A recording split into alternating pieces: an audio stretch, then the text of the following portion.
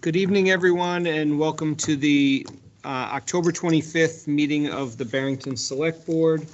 If everyone would, if we could start with a roll call attendance, and then we'll do the Pledge of Allegiance. Dan Ann, 334 Old Concord Turnpike. Dan Mantrax, 353 Street Pond Road. George Bailey, 19 Chesley Drive. Jim Sakosha, 21 James Henry Drive. And Andrew Knapp, 96 Lindsay Point Road. If everyone would please join me for the Pledge of Allegiance. I pledge allegiance to the flag of the United States of America and to the republic for which it stands, one nation, under God, indivisible, with liberty and justice for all. Just as a reminder, if everyone would please silence their cell phones, make sure they're on vibrate, turned off, whatever necessary to minimize interruptions. Agenda review and approval. Is everyone satisfied with the agenda as drafted? Roll call vote on it. One adjustment. Is that to the consent farther down, or? Well, yeah, but we'll do it under agenda review. Okay. Yep. So just any adjustments to the agenda.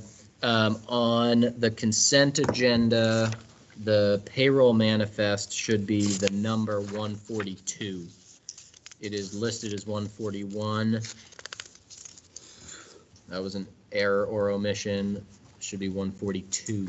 Thank you. That's all. All right. Roll call vote on the amended agenda. They're right. Mantrax, aye. Bailey, aye. Sakosha. Nap aye. This is our first of two public comment sessions, and I will open it up to the public. Steve? Steve Saunders, 28 Mass Road, just a personal public comment. One thing that is useful for people who are in attendance here is to know how many of the people are online.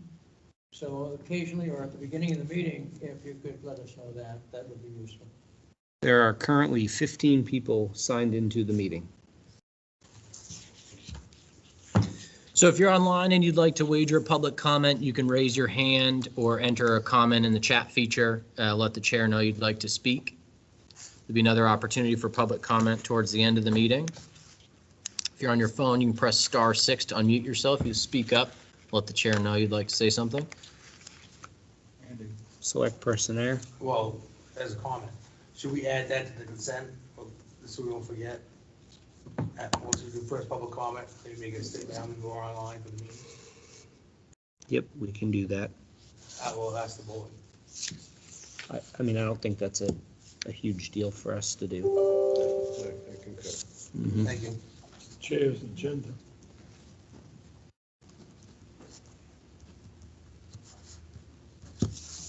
Seeing no public comments, I'll close the first of two public comment sessions.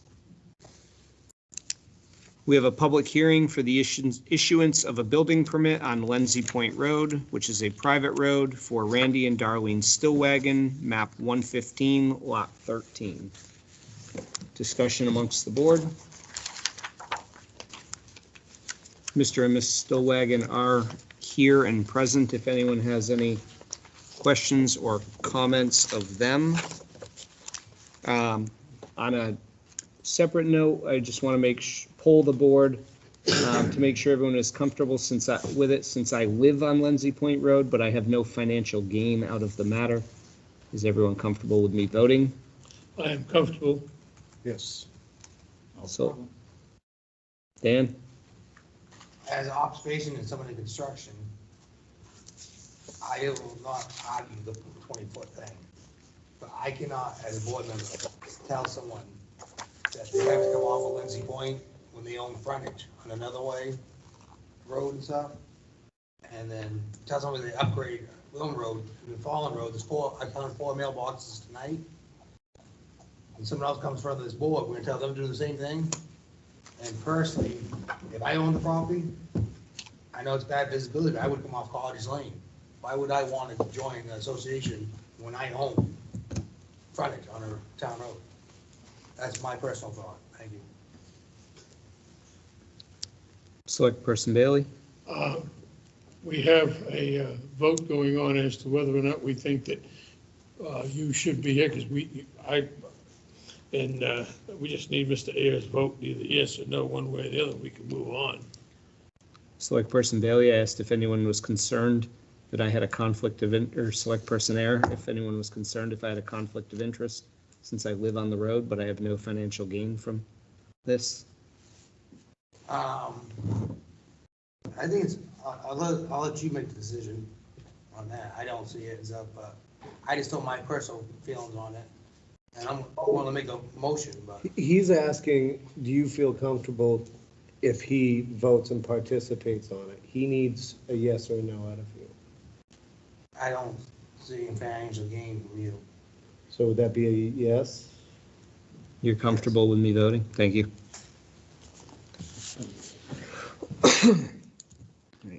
Thank you for your help. And thank you for your voting. So I appreciate Mr. Ayers' comments with regard to access.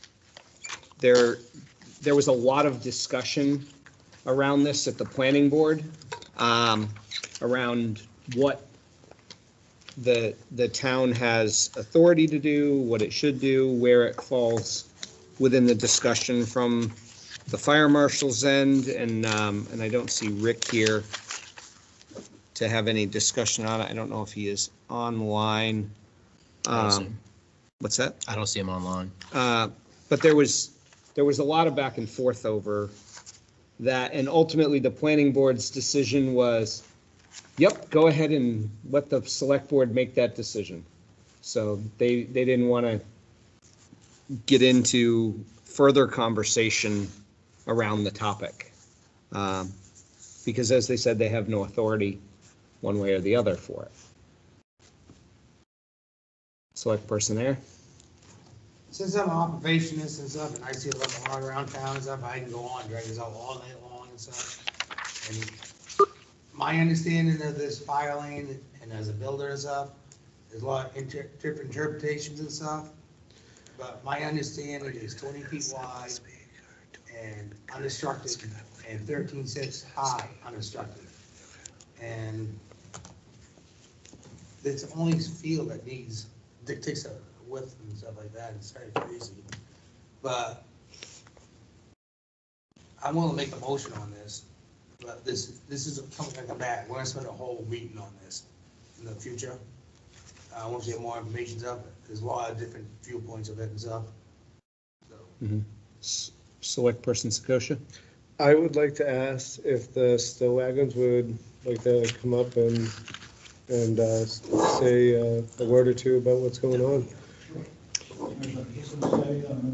Mr. Chairman, I'd just like to make a note to the record, excuse me, sir, just a minute. Just to the issue that I passed to you on the, make note that it's in the record for that RSA. And the way I feel on that there, we do have the authority. So what Select Person Bailey is referring to is that under Title III, Cities, Towns, Village Districts, and Unincorporated Places, Chapter 41, Choice and Duties of Town Officials, Selectmen, Section 41:11, Regulation for Use of Highway, etc., unless regulated by the Commissioner of the Department of Transportation or provided by RSA 236:1, the Selectmen may regulate the use of all public highways, sidewalks, and commons in their respective town, and for the purpose may exercise all the powers conferred on city councils by RSA 47:17, Roman numeral VII, Roman numeral VIII, and Roman numerals VIII, so 7, 8, and 18, and by any other provisions of the law upon the subject. Thank you, Mr. Chairman. Welcome. Give Tiffany a moment.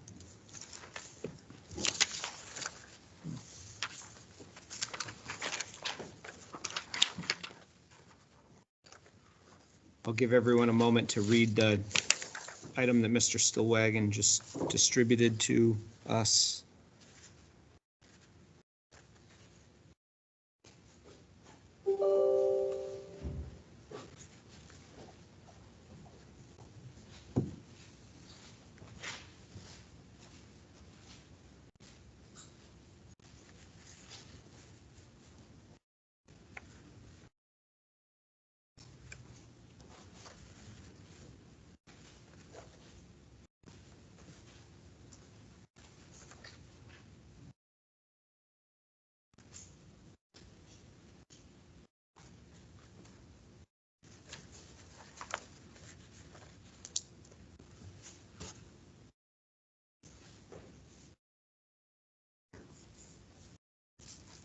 Were you given a copy of this? I was, yeah.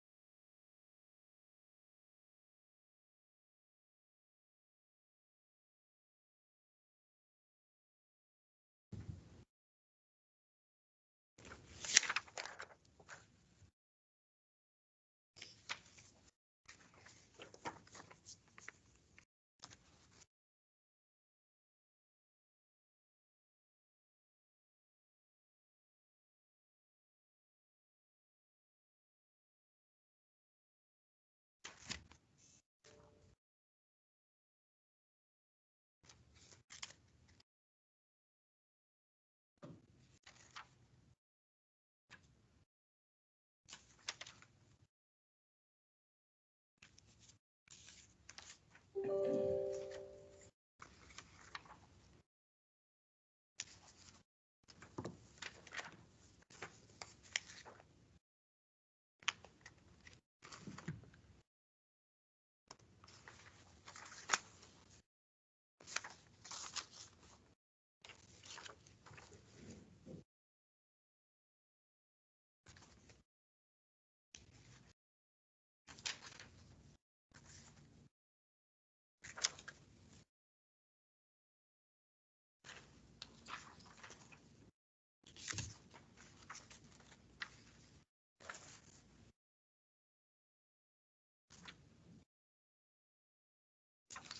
Is everyone ready?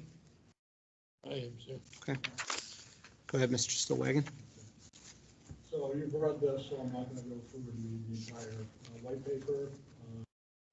But I think the key point is, as a citizen trying to determine and do a proper vetting of each property, you go to the information that you have available to the Barrington.gov website and find the policy for the select board regarding plastics and private roads. And the key point, I think, is the road shall have at least 16-foot travel surface with 2-foot shoulders on each side. And that was a policy that I understood at the time of property. It doesn't seem like that's in conflict with the NFPA. NFPA 1, Chapter 18, currently says in Section 3 that the fire department access roads will have an unobstructed width of 20 feet. Lindsay Point has an unobstructed width of 20 feet as it currently is built, and it has many, many more feet on either side, up to the point where the driveway is going to be put in. So I guess I'm not sure if something. I'm certainly not an expert on the NFPA. This point was improved several years ago. It has 15 feet of well-graded travel surface. So by all accounts, it's one of the best camp roads or lake roads or private roads in Barrington. There's many roads, private roads in Barrington that don't have 20 feet, 2-foot shoulders. Okay. Some of these go on for greater than a mile. Currently, there's new construction on several of these roads that don't meet the requirement. It's going to be a tremendous burden for people that have land on these properties, considering that they would have to negotiate with possibly with neighbors. They might have to take down trees, blasting, culverts.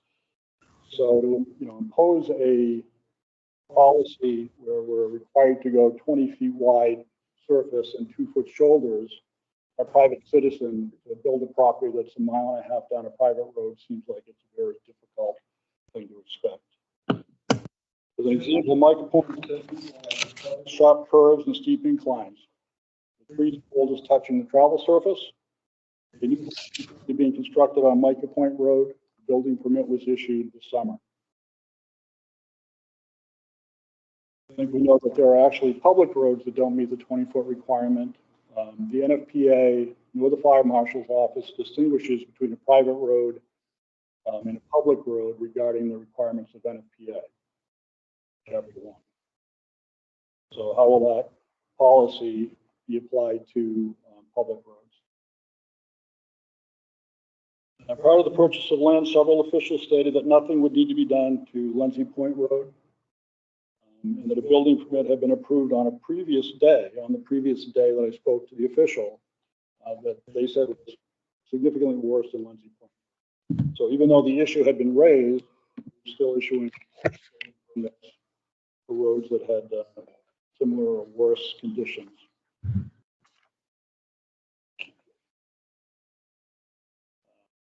Concerns of widening the road.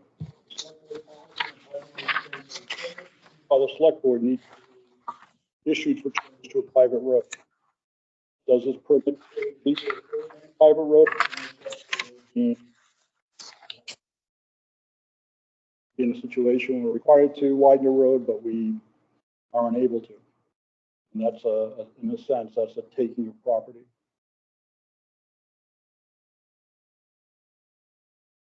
So one of the options that's been mentioned is the option of putting a sprinkler system. By state law, the citizen can't be required to put in a sprinkler.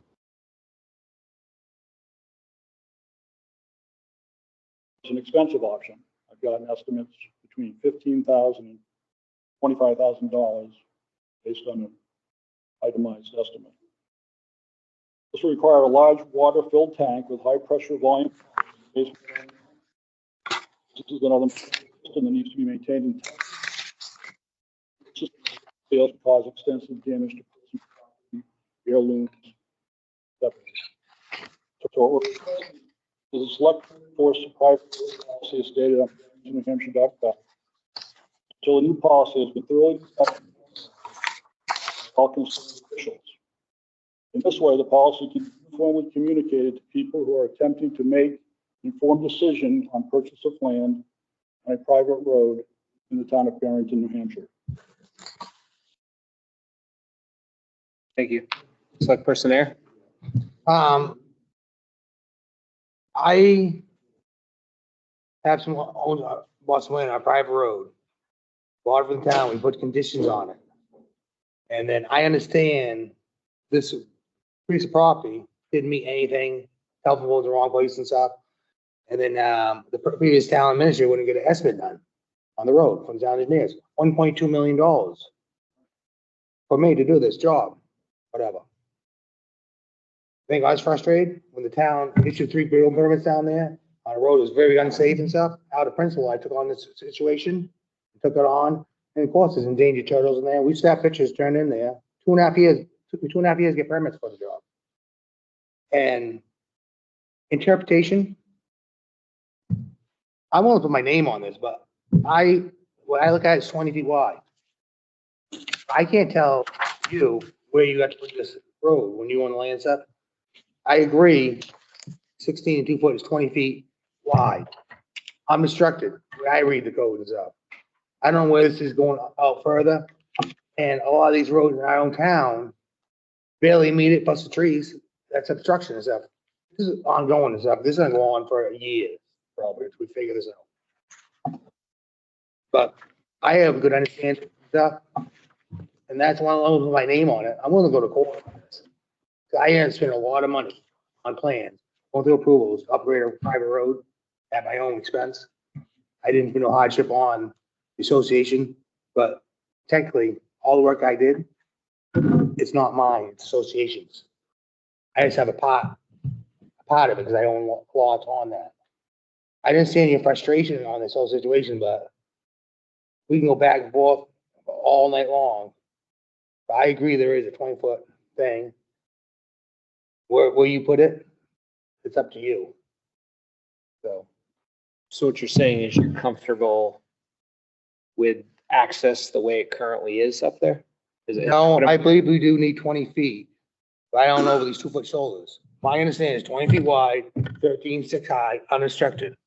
Right, but now with a private road, this gets back to this whole conversation we've had every time we have someone come before us with it, and every time it goes before the planning board, is that we don't have the authority to mandate someone give up their land to expand roads. And I'll tell you, as a resident who lives on this road, I appreciate the fact that the road is the width that it is, because I have a 5-year-old that goes up and down the road. So, I think the clarification is we drawn on for a long time over here. This fire lane, what is a fire lane? What's a road? What's the definition of stuff? The law is wrong. It isn't like clearly state what it is. How many residents justify a fire lane? So now you're telling me, I read that law, every single driveway in town is a fire lane now? Right. That's the way it reads. That's not right, so it's gonna go on forever, so. I agree. So there was a kind of a long and, I won't necessarily say animated, but drawn out conversation with the planning board around it. And there was feedback provided by Mr. Huckins there. Rick had provided his feedback in the note.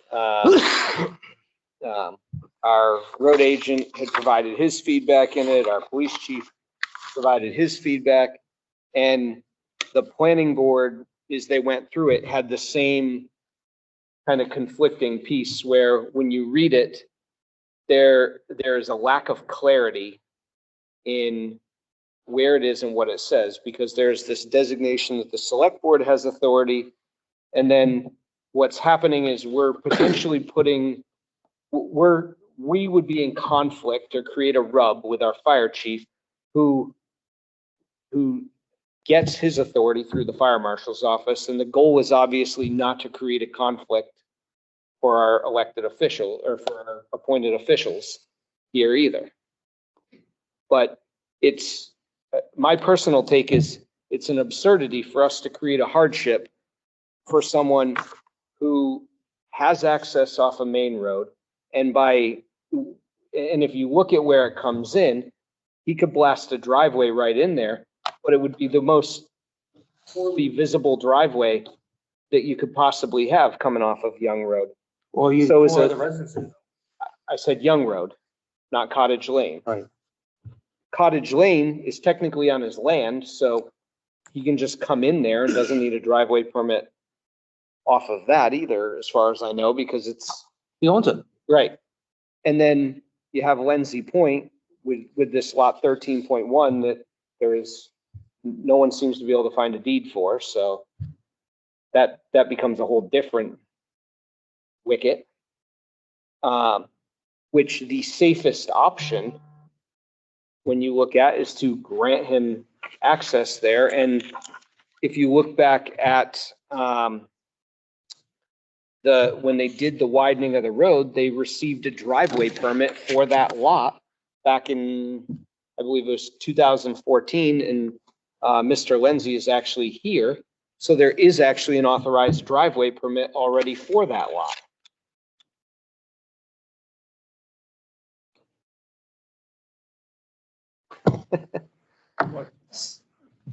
Select person there, then Bailey, select person Bailey, then Mr. Select person Scope. So you brought up good points and stuff, so. Well, you get the fire chief mad and stuff, and the fire marshal is unclarity, but basically he already has access. Why is he here?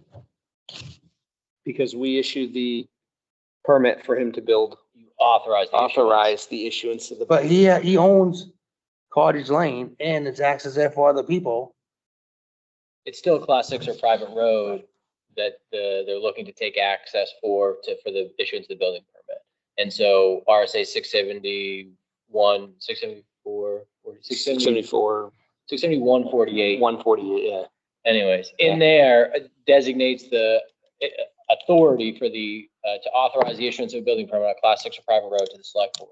And so the purpose of the statute is to ensure access. The scope is very narrow in that authority, that the policies around the issuance, authorizing the issuance, is about access. And so obviously, what Select Person Ayer alluded to is that the select board, I think it's time that the select board review the policy that the select board has. One of the exceptions that exists in the current policy is that the select board can waive the requirements for any single house on a single lot. And that's something that's an authority that the select board exercises regularly. And some folks think too regularly. So I think it's time for a comprehensive review. The time's right because of the interpretation of the fire code and the 20 feet of traveled surface and whatnot.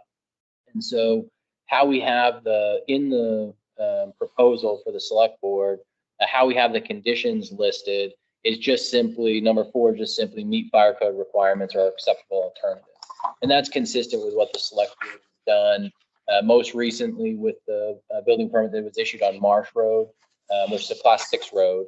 But there was, the issue there, remember, was the wetlands and how narrow the road was once you get up a little ways, and they wanted the driveway beyond that.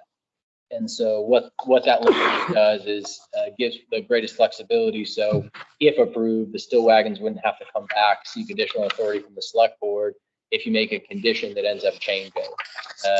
And so if the goal is to keep the process moving along, I think that's the most appropriate way to do so. But again, back to select person Ayers' point, I think the select board, maybe after we get on the other side of the budget process and once we have the information we need to, ought to put everybody's minds together and update that policy to make sure it reflects the current sentiment of board members and the community planning board. Select person Bailey was next, and then select person Scotia, and we'll come back around the horn. Thank you very much. For some of you that don't remember, back when this policy was devised, I was on the select board and several department heads that were there with me. We sat down and tried to overcome a policy that was damn near non-existent on how the road was, especially to keep the right of way. And we all discussed this here with what little information we had. And back then it was satisfying us a little bit. And now that we come forward, as I handed the chair into the record, it reinforces under state law, the statement under it we have here, select board may authorize change. And my statement is to everybody is to consider exercising that right and provide the petitioner what he is looking to do. Thank you. Select person Scotia. Mr. Stillwagon, I'm assuming this is gonna be your forever home, right, for you and your wife? Yep, okay. I mean, I don't see why adding, maybe 2 more vehicles, yeah, people are gonna come, but I mean, I think, in my opinion, to widen the road for these 2, when also they can pull access off anywhere. I mean, I just think we're maybe making a mountain out of a molehill, trying to get that extra width. I mean, it's right there. It's one of the most, I mean, it's maintained pretty well. But also back to bring up his point, because I'm in a similar situation where I live on James Henry, where back in the day it was built to the specs, but the paperwork was dropped going from the whole transfer. And bought with the intentions.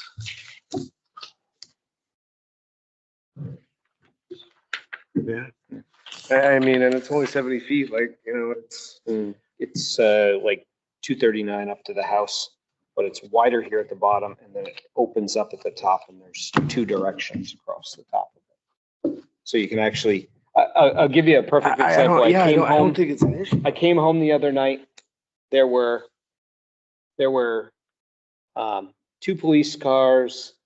There was another vehicle, an ambulance, and a fire truck on the road. So can you get in and out and access? I got by without anybody having to move anything. Yeah, with that being said, unless there's any further discussion by the board, I mean, I'd like to make a motion to have the Stillwaters not have to improve Lindsay Point Road to have access off of it. So please hold on the motion because we also have to open the public hearing to public comment. Select person there. Whatever, I cannot make a motion and authorize the issue on a decision indicated. Number 4, meet fire code requirements or acceptable alternative. The fire code, no clear understanding tonight with information provided. I understand it's totally different. I cannot vote on fire code requirements. I have no proof tonight exactly what, 2 different stories. previous discussions past, we'll go on with 20 feet. So, hang up. Well, I see our fire chief is now here, so Rick, do you have anything you would like to add to this conversation?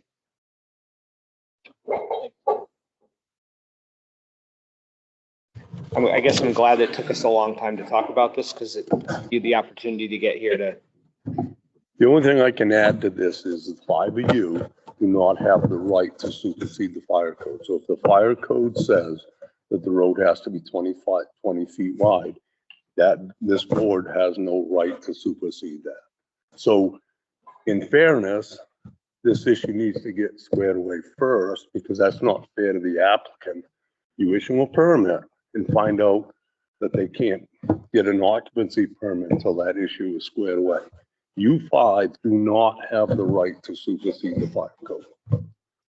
So I think this is where the contention is, and it's not a rub with you necessarily, Rick. It's the change in the fire marshal's office that has suddenly created.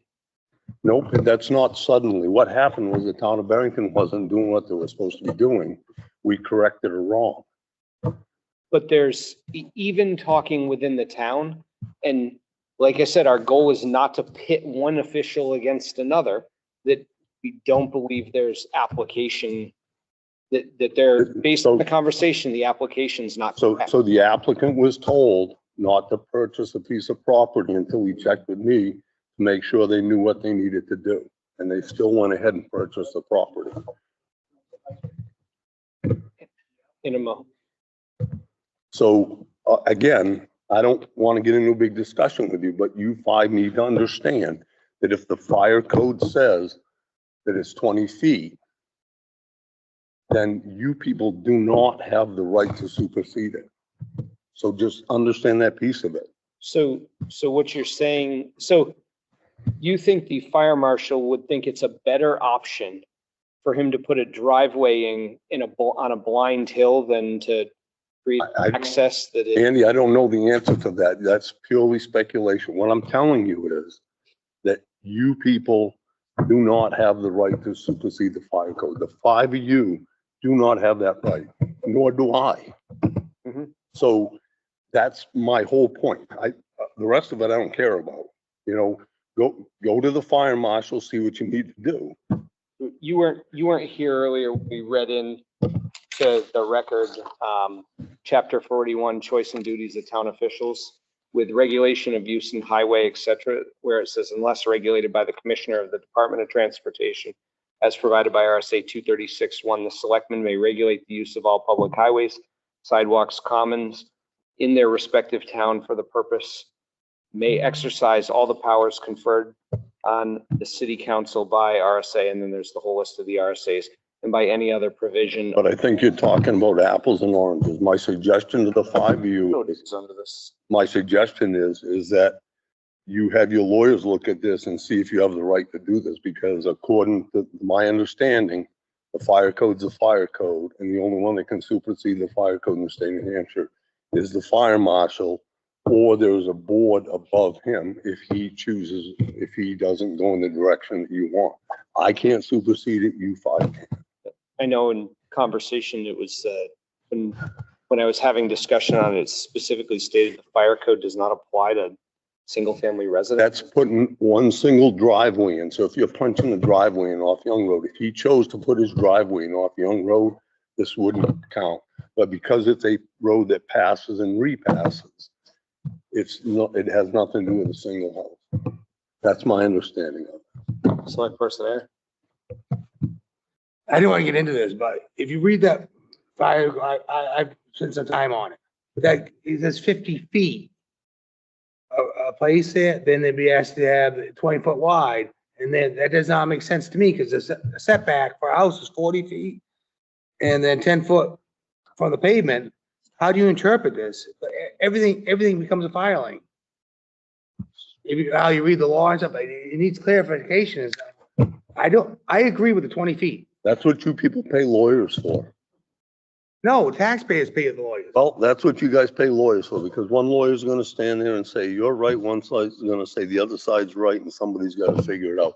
All I'm telling you is that you don't have a right to supersede the fire code. If the fire code's wrong, that's a different story, but you folks don't get, nor do I get to supersede the fire code. That's 100% my only point.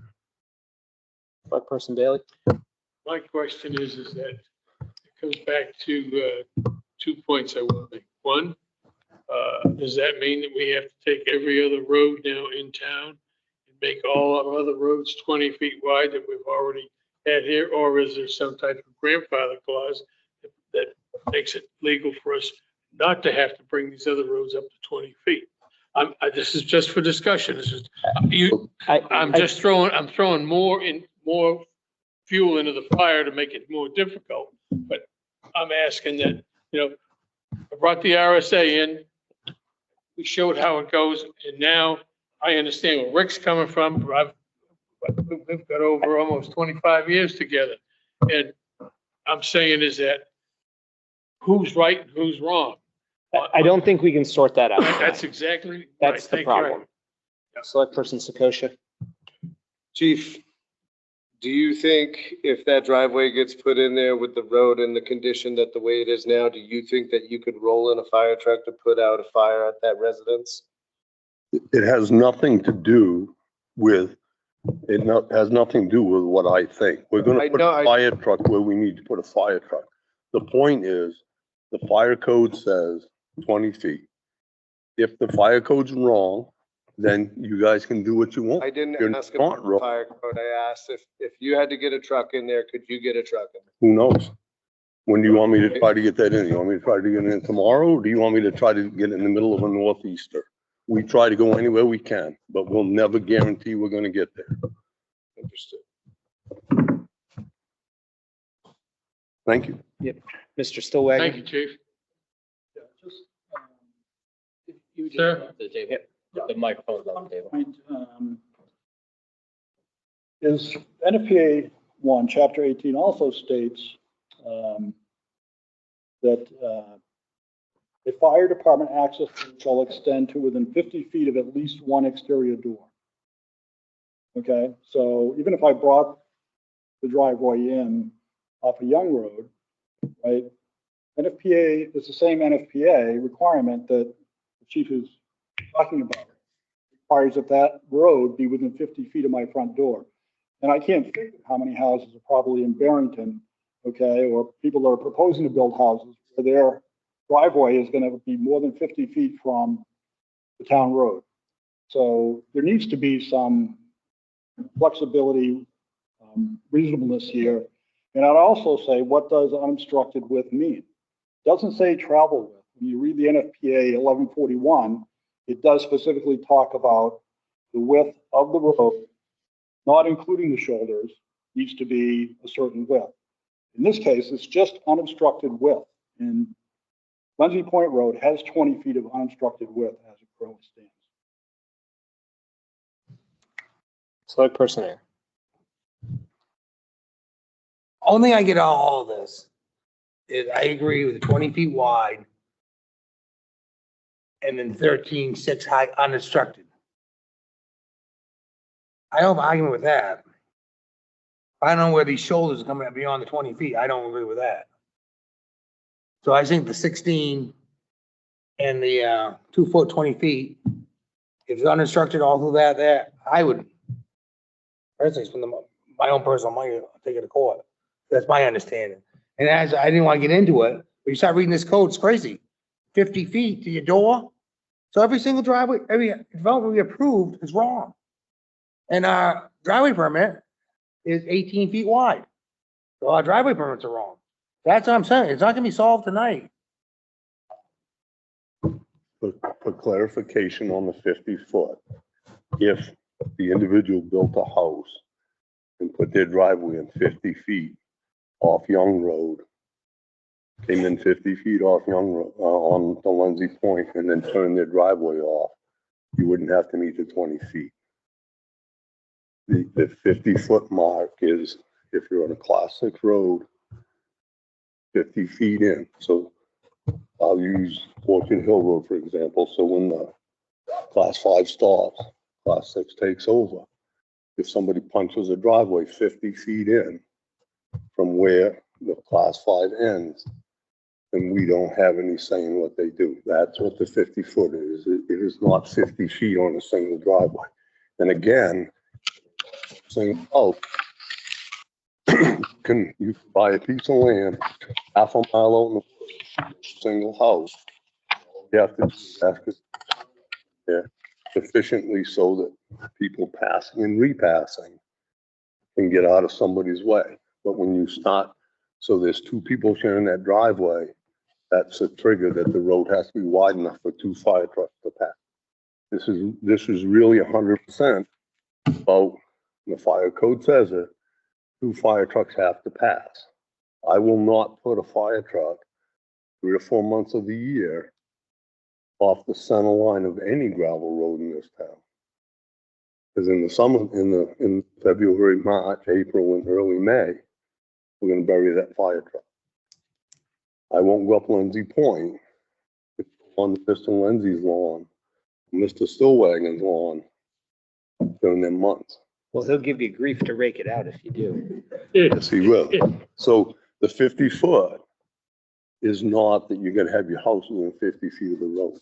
50 feet has to do with what the trigger is for a fire lane. We're not gonna fix this whole problem tonight. Nope. The policy you folks have is really not worth the paper it's written. But It's our policy. But at the end of the day, it's just important that everybody understands when you guys vote, if you vote to allow that, and the issue of the fire code, one way or the other, doesn't get squared away, that creates a problem for the people that are trying to build their house, and that's all I'm trying to tell you. I have a question, Chief. On Cottage Lane. See something out, I can't see one mailbox. Yep. Anything happens down there, will that Cottage Lane have to be upgraded? Something else comes in, put the application in. Yes, if the applicant were to put his driveway in off Cottage Lane, we'd be facing the same thing right now. Even though it's technically on his land, Well, would be essentially a driveway then at that point. well, if Cottage Lane is a private road, then quite frankly, the part I'm struggling to understand is that if the applicant owns all the land on the frontage on Lindsay Point from Young Road up to where he's gonna put his driveway in, and we're talking about widening that road 5 feet, which the applicant said he wasn't against doing. When I talked to him on the phone, what are we discussing here?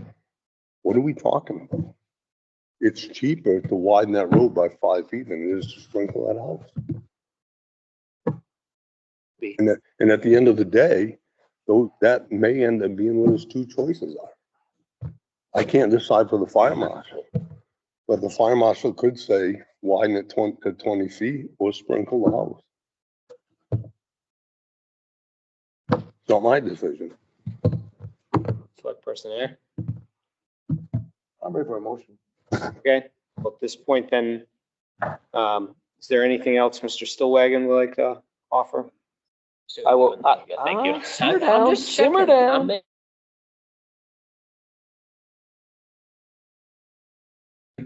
down. Public comment section for the public hearing. Is there anyone that would like to comment under the public comment section of the public hearing? If you can come up to the microphone, please.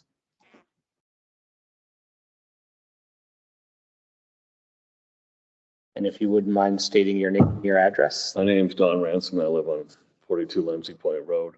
So I live across the street from where they're getting ready to build their house. And my only concern is we own 2 driveways across from their property. And I see 2 stakes in the ground, which I think is going to be their driveway. So I'm just making sure their driveway is going to be offset from our driveways. That's it. If that's it, then I'm good with it. So that was all. All right. That's already nods, I think they are gonna be offset. Thank you. Who's that? It's Don Ransom. He lives at 42 Lindsay there's anybody participating virtually that would like to make a comment, you can raise your hand or enter a comment in the chat feature. I have a hand up from Steve and Lisa Martowachuk. Go ahead. Hi, how are you? We appreciate your time. Just I guess one quick. Sir, if you could just start with stating your address for the record. Sure, it's Steve Martowachuk, and I'm at 59 Cottage Lane. I'm on your left side, Andy. Yep. So just a couple of quick things. One is, I think the only consideration that I would throw out there is we do tend to get a fairly significant amount of runoff already from the former Lindsay property. We had some decent amount of water mitigation work done about 4 years ago, which we went to the Conservation Commission for. So the only thing I really want to throw out here is that I hope that there is some sort of consideration to rain and stormwater runoff. I did snap a couple of pictures today, just showing the buildup. Is whenever it rains, we get quite a river that runs straight down from that property right now, and then flows through that wooded section, Andy, in between our respective homes. So that's one thing for consideration. But the other, I mean, just a citizen and neighbor standpoint, I hope you guys that we don't have to hold the Stillwaters hostage over 5 feet. Thank you. Appreciate the feedback. Anybody else looking to propose a comment virtually? Again, you can raise your hand or enter a comment in the chat feature. If you're on your phone, you can press star 6 to speak. Wait for the chair to recognize you. Not seeing anything come through your chair. All right, at this time, I will close the public comment section of our public hearing. Select person there, you would like to make a motion? My understanding, I'll make the motion, it's 20 feet of unobstructed, 13 feet high, unobstructed. And that's what we've been following, 16 and 2 and 2. I think the board is right. That is 20 feet in my book. And I cannot put my name on motion where to put it. Wherever they do it, get the 20 feet wide, unobstructed. So be it. And I don't understand the fire code requirement. No one understands this. I don't want that in it yet. I understand I'm gonna go to court on it. It's 20 feet wide, 13.6 unobstructed box. Okay, so is there a motion? My motion. So the way I'm interpreting your motion, you can correct me if I'm wrong, is you would issue a building permit for map 115 lot 13, that it meets the requirements of the road agent, and the 20-foot the state the. But it says meet fire code requirements, but we don't have a clear understanding. My understanding is 20 feet wide and 13.5 high, unobstructed. Mm-hmm. That's what we've been voting on in the past and stuff. So I don't wanna, till we figure out what's going on there. And I don't wanna dictate where they put it. When he owns the lands of where he puts it, as long as he meets them conditions, I have no problem with it. So how do we thread this needle here? Because we got to clean it up. Andy, if I may, Dan, the select board's policy is that the road be 16 feet wide with 2-foot shoulders. Is that what you mean when you say Right. 20 feet unobstructed? So you'd like to authorize the issuance of building permit with conditions 1 through 3 and 5, and you'd like to replace number 4 with it the Lindsay Point Road be upgraded to be 16 feet wide with 2-foot shoulders. I don't even want Lindsay Point on it. But he decides to get. It has to be Lindsay Point because that's where they're asking to take access from. The whole Want it reason, from there? if they change the Point then. road, they'd have to come back before the board. All right, that's Lindsay Point. Public comments closed at this time, sorry. Seconded by select person Bailey. Roll call vote. There I. Haley, aye. Goes ahead. Nap aye. All right. The That one was fun. So it was, Yeah, well, so we'll, like I said earlier, we'll be coming back to this, probably we'll wait till budgets are over, but I think, and we'll start with the planning board to take a look at that policy to see if they have recommendations. How you'd like to see change or update the policy. And I think to your point, Andy, that you made earlier, I think it's important that when we have the clarity we need in the specific citations from the fire marshal's office, that the policy and the fire code harmonize. And so we'll have that, update the policy, think maybe January, February time. So like person Bailey. the only thing I'm requesting, Chairman, is that when this policy was drawn together, is there any way that we can go back in our records to find out when it was put together by the select board way back in, I know it was 2002 or 2003. Do our records go back that far on when the policy was created and voted on? Is there something specific you're looking for? It's been revised a few times, most recently in 2020, before that, 2017. The answer to your question is no, and I'm not willing to discuss why I want it to go that way in public right now, but I have my reasons for which I can discuss later. Okay, yeah, so we've got back to 2014. So if you're looking for something, you can come to the town hall. We'll take a gander. Thank you very much. Thank you, Mr. Chairman. Again, I would like to say, I think it's going to be really important to make sure that we clean this up in a way that harmonizes with what our fire department brings forward, our fire chief brings forward as a representative through the fire marshal's office, as well as what our town policy states, and then what the impact of that is going to be potentially on other lots and properties throughout town, because this will create an impact potentially. So. And I'd also like to ask about the grandfather aspect of it too. I would hate to see us have to go through the whole town and do 20 feet. I think it's pretty tough. You can't put the bullet back in the gun after it's been fired, so to speak. Select person Manshek. As they found out. Too soon. Yeah. But my question, and this may pertain to the still wagons as well. We've approved this and our interpretation is 20 feet includes the shoulders. It's a clear shot through here.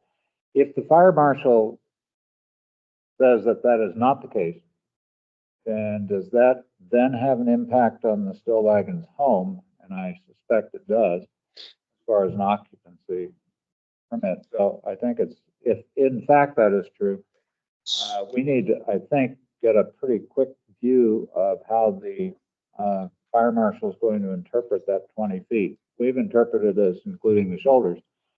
If he does not, then still wagons may build a house they can't live in.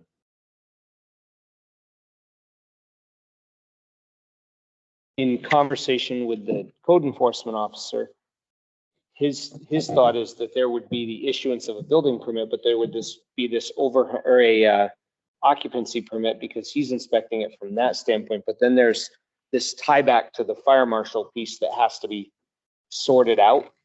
So our objective is to do our part to start moving this forward. I know Connor's already had conversations with the town's attorney to try and make sure we get as clear of a picture as we can on this as quickly as we can. Hold on one second. Go ahead. Oh, the only thing I was going to add to that is I think it's important that the select board, I think that what the select board did tonight is apply the select board's class 6 and private road agreement policy. I don't interpret what the select board did tonight as interpreting the fire code. I think what it sounds like the chair just said and what you heard from the fire chief is that the fire code requirements are going to exist regardless. And it's important that they harmonize, and it's important that there's transparency with the applicants and property owners in town. And it's important that it's consistent. But what the select board has a policy, the select board made a decision consistent with the policy requiring 16 feet with 2-foot shoulders. And there may be requirements of the fire code that could include alternatives or waivers or residential sprinkler system if it's offered. But that's something that they will have to resolve. So I think that's the point you're making, in Mr. Manshek, and that's correct. But hopefully we can harmonize the details of our policy and fire code. Select person Air and then select person Manshek. I guarantee personally, this will be in court. And then interpretations, it's be a long drawn out thing, stuff, but there will be resolution someday. Select Person Mantrick. No, I think, I agree. We've done our part here. I would just caution the still wagons that despite what we do here, it may not be sufficient, that we really need, and you as particularly, but us collectively, need to make sure we know exactly how the fire marshal is going to interpret these. I have also requested in conversation with Connor that we actively pursue this, and if need be, we reach out to the governor's office to provide quick and transparent clarity with it. All right, thank you. Let's move on from this item. It's been a long one. Consent agenda requires unanimous approval. Is every select person there? Has your hand up? I don't know how the board feels, but there is a person in the town lands committee. Yeah, I don't know if we can move him up, get him in out here. He's been sitting here for a while. Last thing, it's up to the board. The Town Lands Committee is under Old business Old A. Business Homestead Development Proposal. So you're requesting to move item 9, business item A, Homestead Development Proposal, to the front of the agenda. I think I'll be real quick. Okay, so we'll move it in front of item 7. I'm all right with that. How's the rest of the board feel? No objection. Select Person Mantrick. I move that we accept the consent agenda as modified. As amended. I will second that motion. Roll call vote. Yeah, right. Mantrick, aye. Scotia. Bailey Bailey, aye. and Nap aye. I have one request, Mr. Chairman. It's item D, is that we turn around and include town planner that we've hired to fill in for, I can't remember Marcia's last name. Gases. Miss Gassis. So that if necessary, the one we're hiring, fill in for her while she's gone, can have access to the attorney also. The consultant. Yeah. That, Item D. yes, we'll just have to, yes, I don't have an issue with that. Is everyone okay with that? An amendment to the consent agenda to include the, The new hire. it was not a new hire, it's a Well, the- contractor, Yeah, the consultant, new consultant. There we go. Thank you. the consultant for planning. All right, That should go through a staff member. For- We shouldn't have a consultant. All right, Lieutenant. no, That should go through a staff.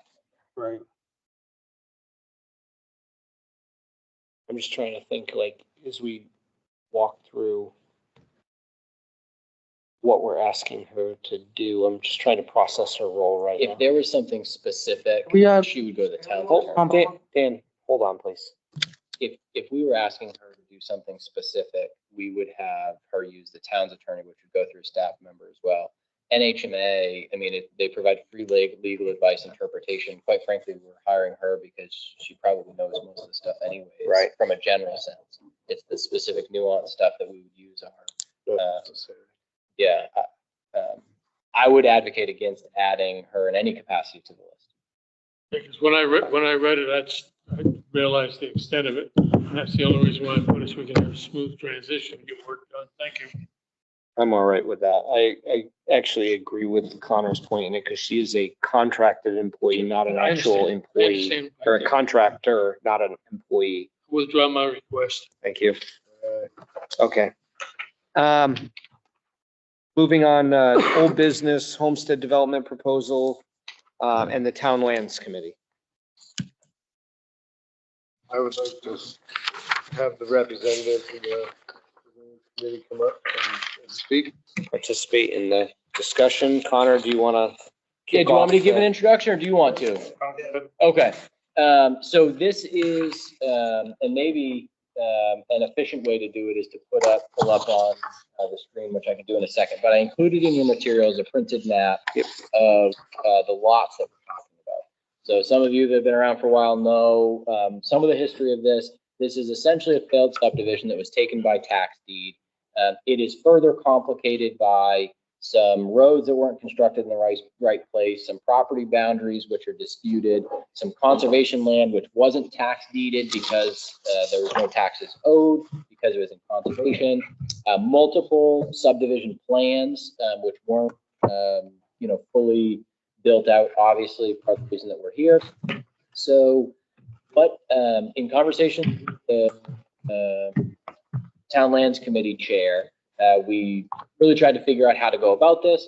I talked to the town's attorney to get a recommendation because I think the town doesn't really want to be in the real estate business, but this is such a mess down there that this is really the town's only opportunity to have a hand in how it gets cleaned up, to make sure that it gets cleaned up. So current residents and future residents don't have to deal with the mess, deeds and everything else. And so what she recommended that she'd seen in other communities before is essentially put together some sort of an overall goal. What are the goals and objectives of the town, and then try to partner with a developer that would have to meet those conditions and then go forward. And the chair of the Lands Committee brought it to the group, and they went through a very long process. I mean, we're talking probably more than 12 months at this point that the conversations have been ongoing, but really ramping up after this last round of properties were reviewed. And what they did is they put together a list of 7 options that they think the town has for moving forward, that balance a variety of pros and cons, that have the town more involved, less involved, have more return from a sales standpoint, less return or less commitment in the future from a number of houses and length of road. And so where we are at this juncture is looking for direction from the select board. What do you, of these proposals, what do you favor? What questions do you have? And the timeline for this is if we make a determination that kind of sells this as a package, it would be something that the attorney feels that would need to be ratified by town meeting. So this is something that we would try to resolve by the end of this year and have as a warrant article for voters to vote on. So we've got some time. That decision doesn't have to be made tonight, but we're looking for direction on the options presented or other conditions or goals you'd like to see. And so you're welcome to fill in the blanks before questions. Brian, I talked earlier, he thought he was going to be here tonight. He wasn't. So I'm just here to fill in some of the blanks or handle some of the questions that I can. If you could you Sure. just state your name for the record? So it's. Yep, my name is AJ Dupree. I'm a member of the committee and I live on 61 Ross Road. Thank you, sir. Select person there. So the boards are informal. That's kind of went on, but there's a couple priorities down there. There's an abandoned house. There's still power hooked up to it. There's a rock pile in the neighborhood. There's a liability. There's a property line dispute or some problems that were made in the past that needs to be cleaned up. And I think that's the three major things. There is a previous conservation subdivision reserve and stuff, so it limits some of the options there on the development of it. It's already recorded, but everything's workable, and the list is there, and the board would ask what they focus all their energy on. And that's why the person would do nothing at all, they'll waste their energy, or how do you want them to focus? That's what they're looking for. Does the Conservation Commission have a recommendation of which option they think is the best one to proceed forward with? It's been in front of, there's a couple, one member was there, Ann Melvin, is going back and forth. So once you get more of a direction and stuff, but there's 3 priorities that need to be taken care of. Hold on, there's really 2 questions that need to be answered. They know about it and stuff, and we're going on and stuff. And then there's another abutter that has conserved land, Mendham Landing, and stuff.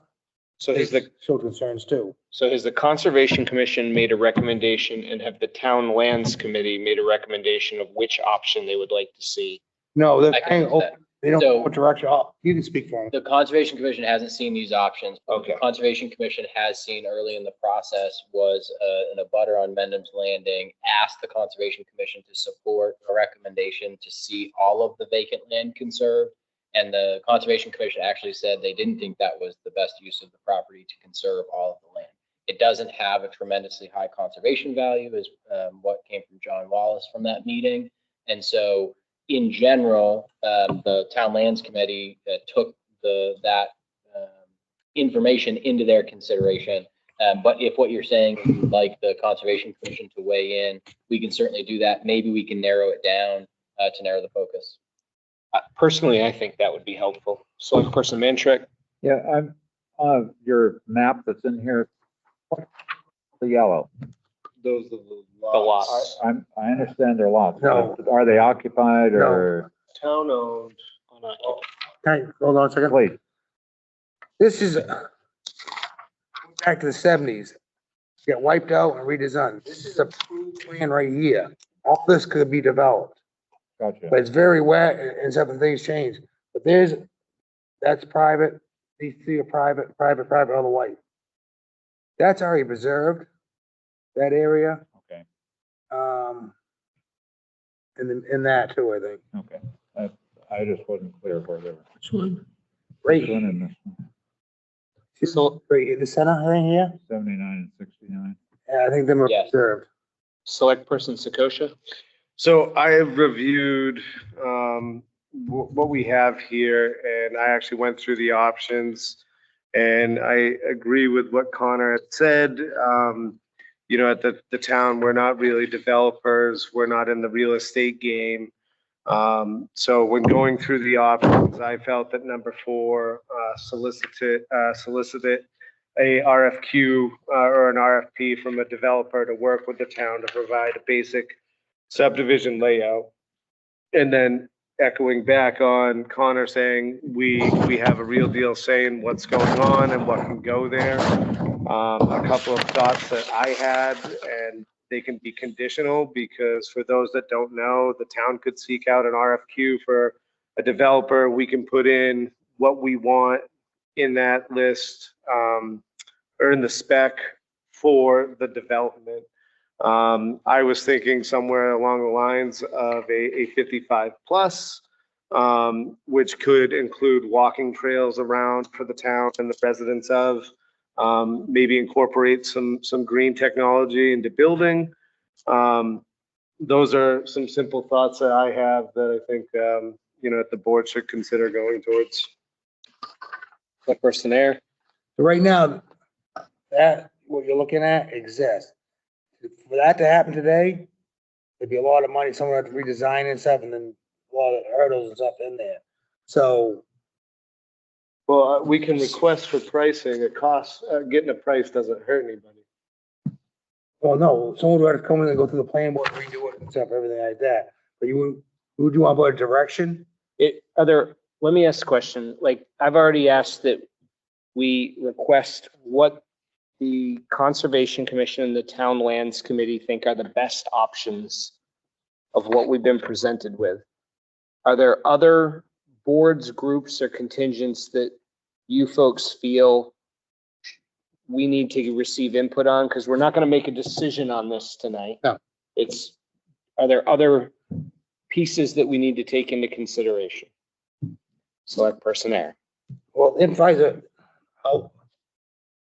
rough direction, because there's be a lot of time and a lot of effort put into this. Mm-hmm. So they didn't want to go ahead and do all this, then come to us and have the board reject it. So we can have multiple numbers to go by to look into. Just a little bit of direction, that's all that they're looking for. Am I right, AJ? So select, yeah, I mean, I think I could just solicit feedback from each member. Yeah. So Select Person Sakosha has solicited, provided his feedback on, he would like to see 55 plus green technology and walking paths. Select Person Bailey, do you have a preference? I have to go on with Jim. My question is there anybody living in this section? Even the white ones? Yes. Yes. Is somebody living at 39? Yes. the items that are essentially white, so to speak, are sold and occupied parcels of property. There's 3 residents. I think some of them are just parcels. 39, 41, and 40 all have residents at them. 42 and 43 Just do not. but they're sold. So George, you're number 4? So I looked at that, yes, I think 4 is the way to go, I really do. Shows trying to do something for the old people. Well, it doesn't have to be for the old people. It could be for whatever we want. So as the board, as the town, it's our job to see what's best fit. Yeah, but you said, for the housing there anyway, because 20% of it can go for younger people too, so. Yeah, and I mean, I think with existing homes there, if the older crowd, probably not the huge ragers, Yeah. fast cars and whatnot. I mean, just more expended I think services for fire. I think 6. Select person Mantrek. If developer get this, so these lots don't look like they're the right size. That's very wet. They will never happen to them. Okay, well, that's, there'd be a lot line adjust. yeah, they would redo those lots. Yep. Okay. So do you have a number that you would prefer that we follow? Or- I'm a 4-6 person. Okay, select person Air. With the boards up and, I will help form my personality of the property with the county committee and stuff. And I really don't want to form an opinion. I'm like, Okay. put my expertise on the town. I lean toward item number 4 myself. So it sounds like 4 and potentially 6 are the 2 most desirable. Can I get a point of clarification on that? I think it's like 4 and 7. Yeah. 6 is selling it to conservation land organization, similar to. Yes, yep. 7. 4 and 7. Thank you for correcting that. Select person Air. So the consensus of the board is number 4 and 7. Yes. That's All right. mine also. I just took it for number listening. Okay. Is there anything else that we'd like to discuss on this tonight, or are we good to move along now that we have direction for both the Conservation Commission and the Lands Committee? I'll make a motion, move on. We don't need a motion. Just Do you want to see all the options? Situations that's like board perspective, or just the current perspective? I would send all the options, but point out that our current perspective is around items 4 and 7. But so you can understand, there is already conservation land there that could expand in the future. 4 and 7 happens. So Right, I mean, it could happen naturally anyway when you start actually parking the land to figure out how much is contiguous uplands. I think both of them say we don't get rid of the conservation land. It's already there. Okay. Moving on. Thank you very much for coming in and providing some input and feedback on this. Appreciate your time to do it and your patience waiting around through our meeting this evening. deal with me. Appointments. We are up to the budget presentation for the police department. I'm requesting 2 minutes to use the lavatory so I may give the chief my undivided attention.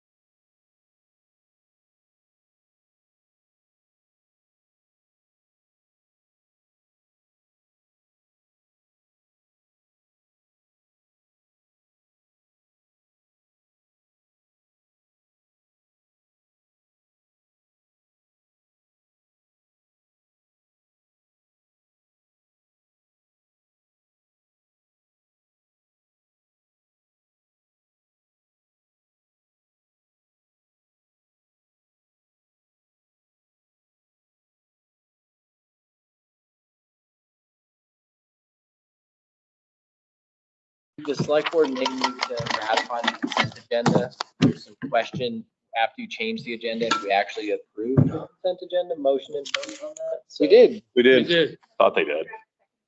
Seconded by Knapp. Yeah, where were you, and Connor? roll call vote. Well, I took the world stopped turning. file break then. so- Yeah. We all couldn't just. It get was up and wicked walk low away key, in the like middle of everybody. it all Like, here. yeah, let's All right, we're All back right, live. police budget.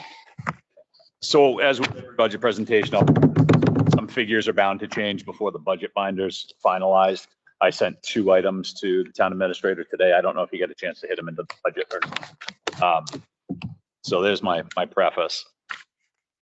The overall, if I've done my numbers correctly, increase of about 112.4, get to the specifics.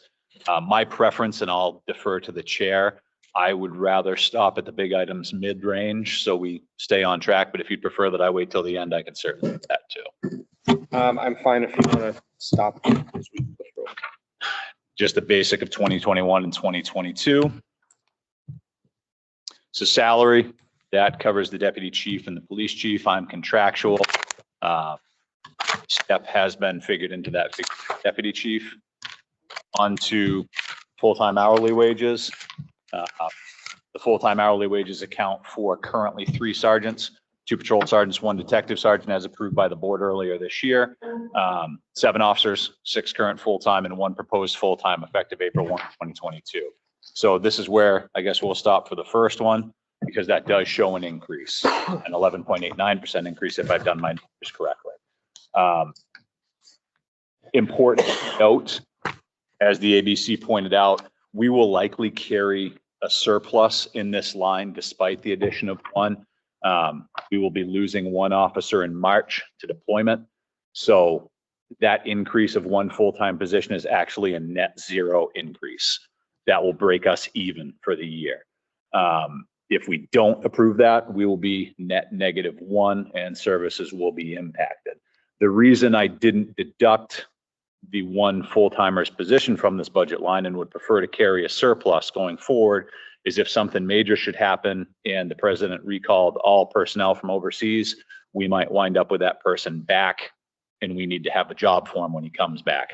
I'm about 99.99999% certain that's not going to occur, but we need to be planning for the worst case scenario rather than possibilities. So I'll hold here because I'm sure there are going to be questions about the staffing issue. Black person here. I don't, I try to follow politics too much, but they can't make up their mind right now. Their guess is as good as mine. I'm absolutely with you, Selectman Air. But again, that's why I want to account for it just in case. I'd rather send a surplus back at the end of the year than have Officer Sorosky come home, be trying to figure out mid-range what we're going to do. Right. Anything from the If I recall, the fire department budget is treated the same way. Yes, they have the similar situation. Consistency between them. Well, what we did for the fire department, in their case, rather than requesting it be in this budget, we approved it in the current year budget for him to start the hiring process with the expectation that he has a person who's going to be deploying. Right, we carry those 2 positions. Right. So it's consistent. Yep. In the discrepancy between the chief, the fire chief and I is, even if I were to start the hiring process on this budget cycle, the first academy is January 3rd. I couldn't get anybody into that academy anyway. So it doesn't behoove me to go anything other than the April 1 date. I can start my process with this budget. Will be in motion. I can be looking and have somebody ready to hire April 1 and get them into the next academy, which should be May/June and meet all the requirements. Knock on wood, maybe we get a certified guy and I don't have to worry about that, but I'm not going to hold my breath. Yes, sir. So we talking, this is gonna be different than the fire. So it goes through the budget's approved, but was it roughly the 10th, whatever? Yeah. Ish. Then you're all set. That's why I'm not doing anything until April 1. And again, this is just a quick overview of the staffing summary that I did earlier, which is available online. I'll leave it up there for a second, but everybody is familiar with that at this point. I'm not going to beat a dead horse. Part-time hourly, that accounts for the current part-time officer. It also incorporates funds approved for the per diem or part-time position, whatever we want to call it. We have not yet been able to fill any extra per diems despite having some discussions with folks. Still working on that. Hopefully next year we can make that happen to help with the missing people. Overtime budget has remained the same. My plan going in was to reduce that somewhat. You'll see the 3-year average there, 55,330. 3-year average of 49,457, 5-year average 55,330. Per the ABC earlier, we've had discussions with the highway department and Mr. Morrow, the road agent, regarding traffic control. And again, I'm not going to beat a dead horse. We had a serious incident with traffic control this year where somebody got injured. And then we provided traffic control via outside detail because we could not handle that with our current staffing levels. Those outside details cost the town well in excess of $85,000 to $10,000. If I were to reduce my overtime budget, that money would not be available to do that traffic control for Mr. Morrow. By keeping that in there, it's going to be assumed that we will cover that as part of our staff. It will be paid out of the overtime budget. He will have that traffic control, and we're not going to be paying outside details to do that. So, but the benefit of the outside detail is that removes it from. Let me clarify, those outside details were not Barrington personnel. Right. They were outside personnel that you were paying $10,000 to the tune of 80. They were billing you at $85+ an hour the same way we would. Right. It just prevents it from being a future liability from the town. It's a upfront cost, but reduces the future liability because we don't end up getting hit with the direct overtime from our staff and the retirement aspect of it tied in there. I suppose if you want to pay the outside details to others, that's certainly an option. I'm just stating kind of the obvious on. Well, the New Hampshire retirement system carries that liability, not the town of Barrington specifically. Right. So, I mean, It just gets dispersed amongst all of Well, us yeah, as a it's shared resource. diluted tremendously, but yeah, 40, what's the time and a half average? 40. Less than that. Yeah, no, less Be in than the our, 30s. yeah, our over, Yeah. detail rates 47 for staff. 49. And Sorry. what did we spend last year in outside detail? That's a figure I don't have in front of me right now. For just the traffic control projects, I can tell you that I watched in excess of $8,500 come across my desk in one shot, and that's what I was paying attention to. Okay. So over the course, I would safely say over $10,000. Okay, so that person there. The highway crew, they take that T2 class, whatever, the private's flag and stuff. So the highway department, some of the staff is already qualified. And then I brought up before, some details require officers and some don't. And as an added bonus, talking personally, but Northampton had the fire department doing it and stuff. For some jobs, need different requirements and stuff, but if we had extra bonus for firefighters to get extra money flagging and stuff, if they're certified, good, but some require officers only. This isn't details. This is traffic control for the highway department. I know, but we already have qualified people at the highway garage, certified in training. The road agent has asked both those times when they were doing Pond Hill and Beauty Hill for blue lights present. If you as a board want to instruct the road agent not to utilize police services, we can reduce this line. I wouldn't recommend it, but if you want to advise him not to use police and you want to take the risk of having another employee of the town of Barrington struck by a vehicle, certainly we can look at reducing that line item. So utilize this, the more detailed, more signage that needs to be put out because we don't follow state requirements. I would like to. And then It's already a reduction. I know, a reduction. So then too, let's kind of go on there. So this money, how about signboards up? That can come up in the future. Yeah. So Staff support the purchase of signboards, waiting for authorization from the select board.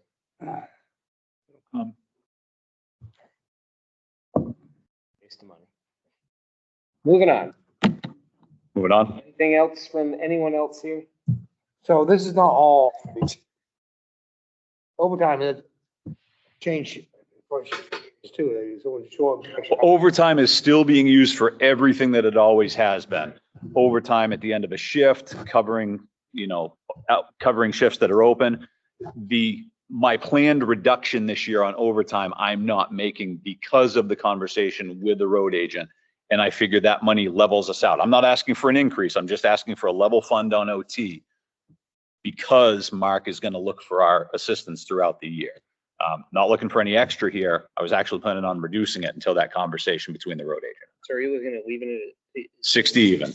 Yep. Just in the 21 budget, it was at 60. 65. I believe That's the 2021 year-end estimate. that's the year-end estimate. We're going to go over this year Okay. And that's directly offset by the full-time wages Oh, because there's been. because we've had the vacancies. Yeah. Okay. I'm good with it. Me too. Witness fees, this is actually a decrease. You're going to see it again later on. Looking to decrease this line by $1,800. It was at $3,800. We're going to reduce potentially to $2,000. T.A. McIver has a contract template for Prosecutor Reed. We signed a one-year contract with her last year for $15,000. We have had a significant uptick in prosecutorial activity.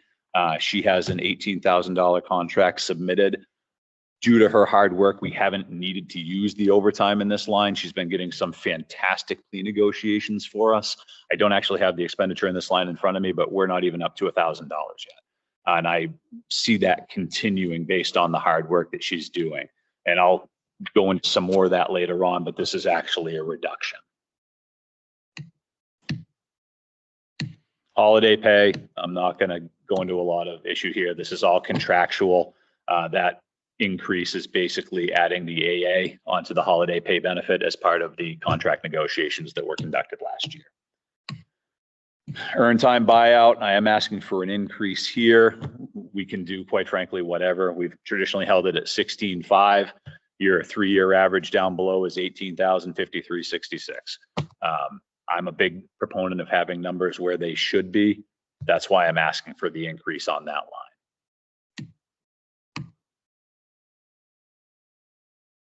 line. Highway safety, it is literally the exact same figure as last year. I don't know how that happened, but it is what it is.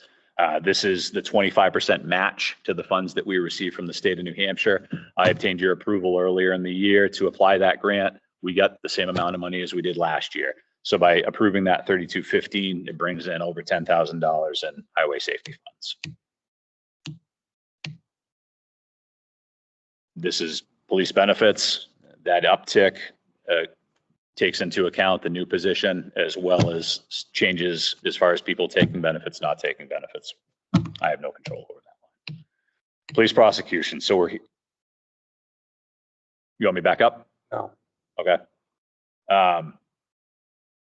That number is highly wrong. That's a typo. That should be up to 18,000 for prosecution. It should read up $3,000. What's right in your book? 18. Yeah, it's 18. That should be up 3,000. I missed an 8 there at the top. So we're anticipating, we have that much that's actually happening that. Yes, yes. Our arrests are up significantly. If you'd like those numbers at a later meeting, I can certainly provide them to you. We had 3 waiting on my desk this morning for me. Our arrest numbers are way up this year. And they're not just basic arrest numbers. Our DWI numbers are through the roof, which obviously entails a lot of prosecutorial time. Go ahead before I go on. Yes. Nope. Give chair's attention. All right, well, first of all, we started at 11.5, we went up to 15. And then this is going to portion. If she's doing a good job, this costs a lot more money. That's a big hit, another $3,000. We went from 11.5, 15, now we're going up another $3,000. Worth every penny. And I would suggest maybe contracting her to a multiple year contract.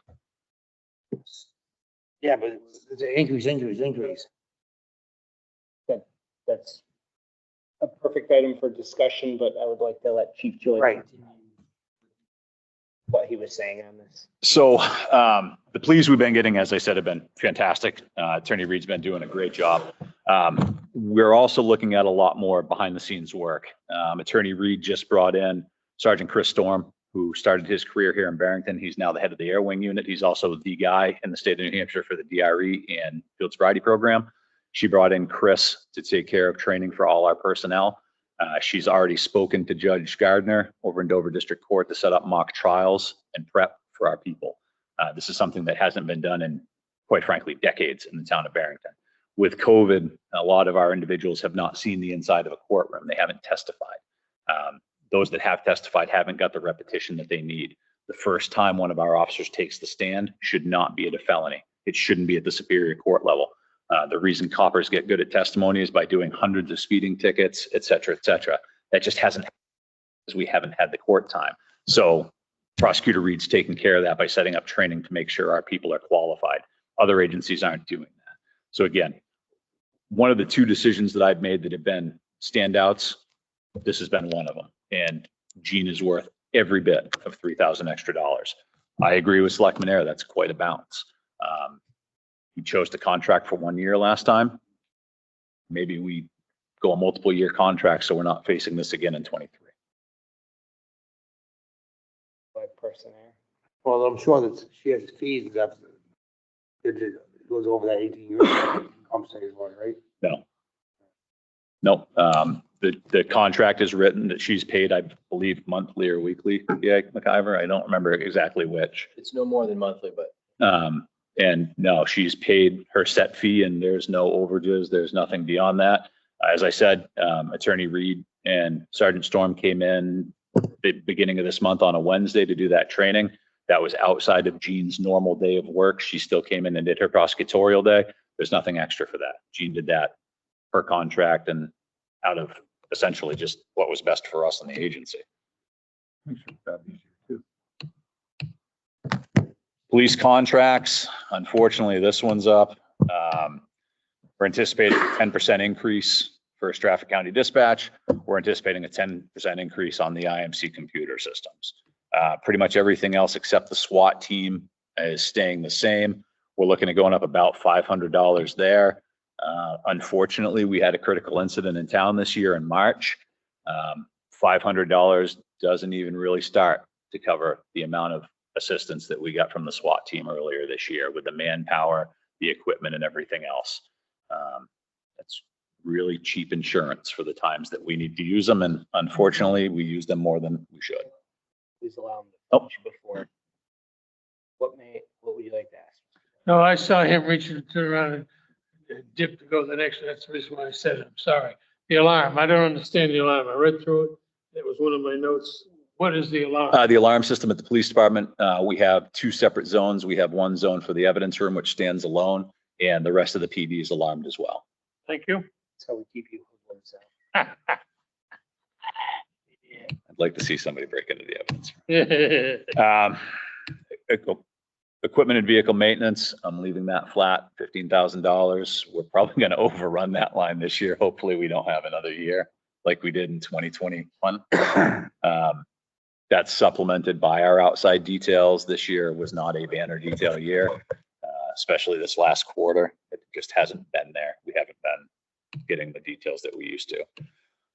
Office equipment maintenance, not even worth looking at. That's a holding line. Essentially, it used to be Seacoast Computers. Copier lease and supplies, no change. That is the copier lease and tech agreement that needs to be there for us to do our jobs. Communications line. This is one of those that I just sent to TA McIver for a change. It's up about $4,000. That is to account for the extra air cards and everything for the MDTs that were presented to the tech committee. I don't know whether we want to continue calling them MDTs or laptops. They serve both roles at this point in time. So that's incumbent. We need the extra lines to make those all work. Fairpoint is phones, Bay Rings, fiber optic. Again, if you do all the addition, it's 14,485.36. 14,750 gives us a little bit of breathing. I thought we got rid of that Bay Ring. That's an internet connection. So that's one of our redundant data connections to the public safety building, which we have, which serve both the public safety building, the town offices, and the recreation building. So we added a dedicated fiber through Atlantic Broadband. We also have that First Light data connection. So that was added. That was through the technology committee after we identified some vulnerabilities with a single internet service provider at the facility. And then the consolidated communications, those are copper phone lines associated with the call boxes outside the police station. So that's where you walk up, you press the blue button, and you get straight to dispatch immediately. So those aren't the phones inside the building. Those are those phones. All right. Why is First Light lumped in there as opposed to just part of our total expense, since it's designed to link the whole network together? It's a great question. So this is actually, this First Light connection had existed for many years. So this was something that the police department secured independently Way years before ago. me, yeah. Yeah, I mean, quite a while ago, because what they found is their IMC connection to the county wasn't sufficient to carry the data. And so Shocking. they secured, I mean, all it is an internet connection, but they secured their own internet connection because the town, up until earlier this year, the rest of the town was relying on a 50 megabit per second internet connection that we got for free from Atlantic Broadband. And so obviously embarrassingly slow. So we did make so we purchased the redundant and set up this as the backup. So the police department still uses it, but it's configured so it can be the backup for an outage. So we can talk about it next year, 2023 budget, if we want to consolidate it. So all of the data connections are in the same line. Pull the 6,000 out here and put it in the overall budget. Or we can do it now if you want. I mean, it doesn't. Do in the 2022 budget if you'd like. It was just one of those, I know, like when we talked about taking the dark fiber and activating it, it was for the purpose of creating that redundancy plus creating a loop system so that there was a potential ability to backfeed or come at it a different way should there be an interruption in service following one path to the public safety building. Yep. So yeah, if you this just had previously existed. So if you'd like the next budget iteration for 2022, we can put that in the general government buildings communication line. Won't matter to me. No, I'm saying for this budget. Do you want them to make the change this year, or do you want to make it in future years? From my standpoint, it makes sense to move it over now and put it all in there. How does the rest of the board feel about that? More transparent, yeah. Okay. Yep, we can do that. George, do you mind if your budget goes down? No, I don't. We can I take that. didn't think that down. was his feelings, Sonny. Okay. Police printing, $250, no change. That's basic forms, business cards, triplicates for no trespass orders, et cetera, et cetera. Include tickets? No, we get those from the state of New Hampshire. The court is kind enough to provide us with those, so I don't have to pay extra the more tickets we write.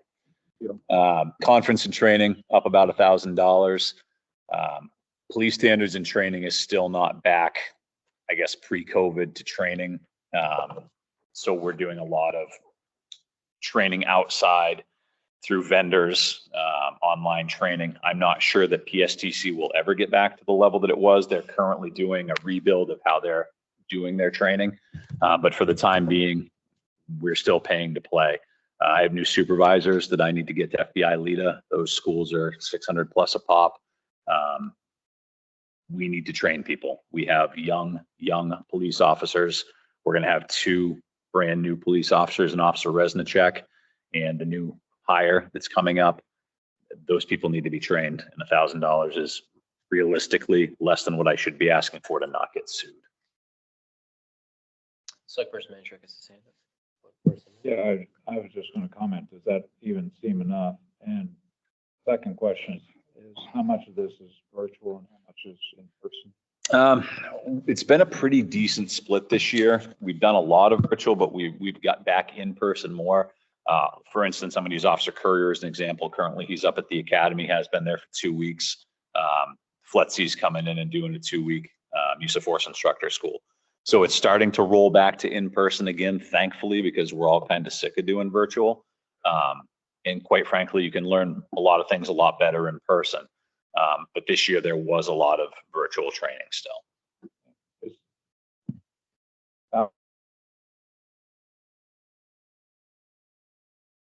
So asking for stuff elsewhere and was trying to mitigate. Enough that. Get that 6,000 we're dropping, so. The other issue is that training requirements have increased due to the LEAC recommendations last year.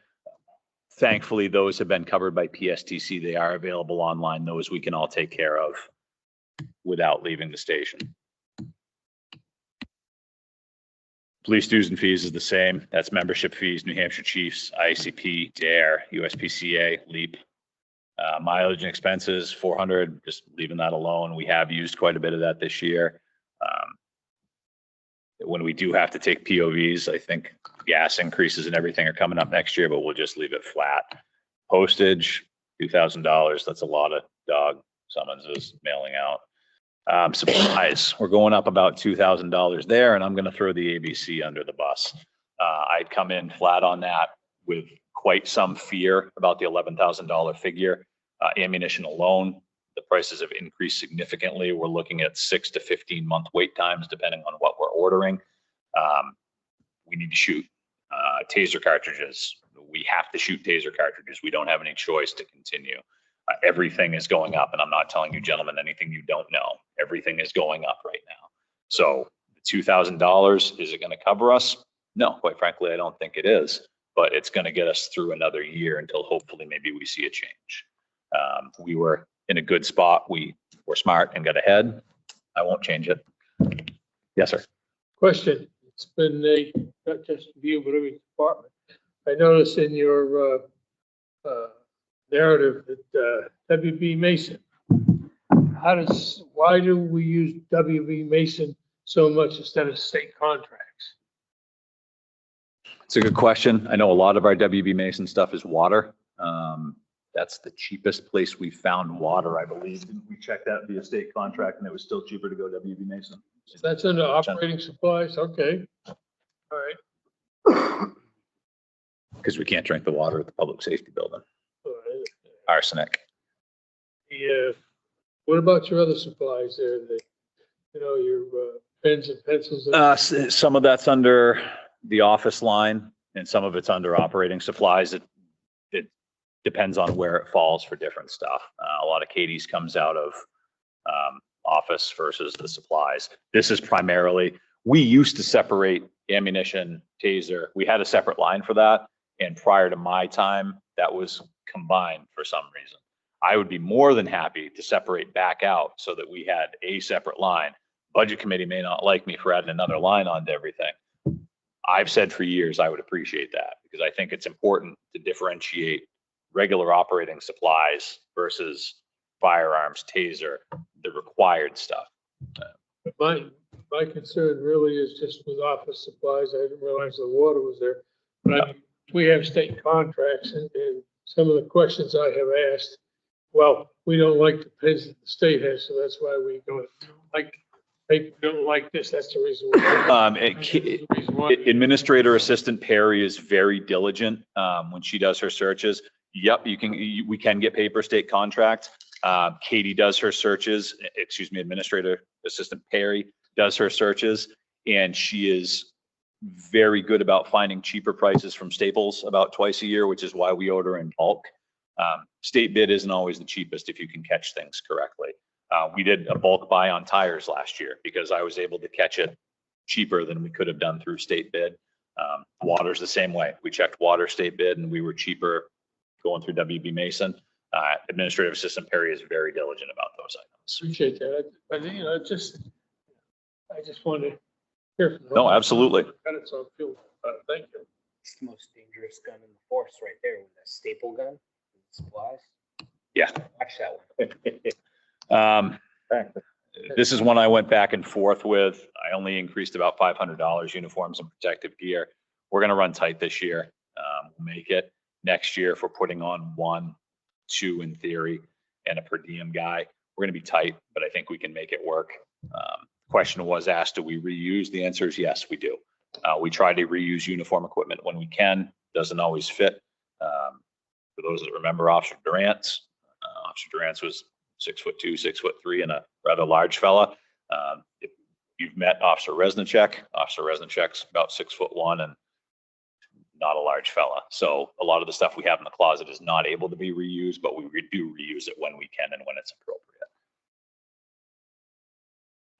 Body types differ. Safety pins? The vehicle line item, obviously that's an issue. I'm asking for a $2,000 increase.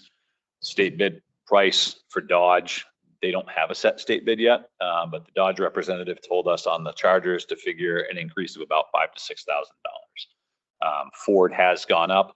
The good news here, and I'll be asking for an audience in front of you folks next week or the week after about vehicles.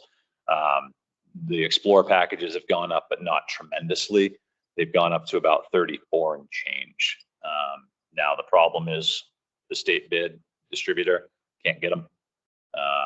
But I sourced another location in Massachusetts where I can get them, and it's cheaper. Electric cruisers are going to be amazing. After my career is over, I'm sure they will. Yes, sir.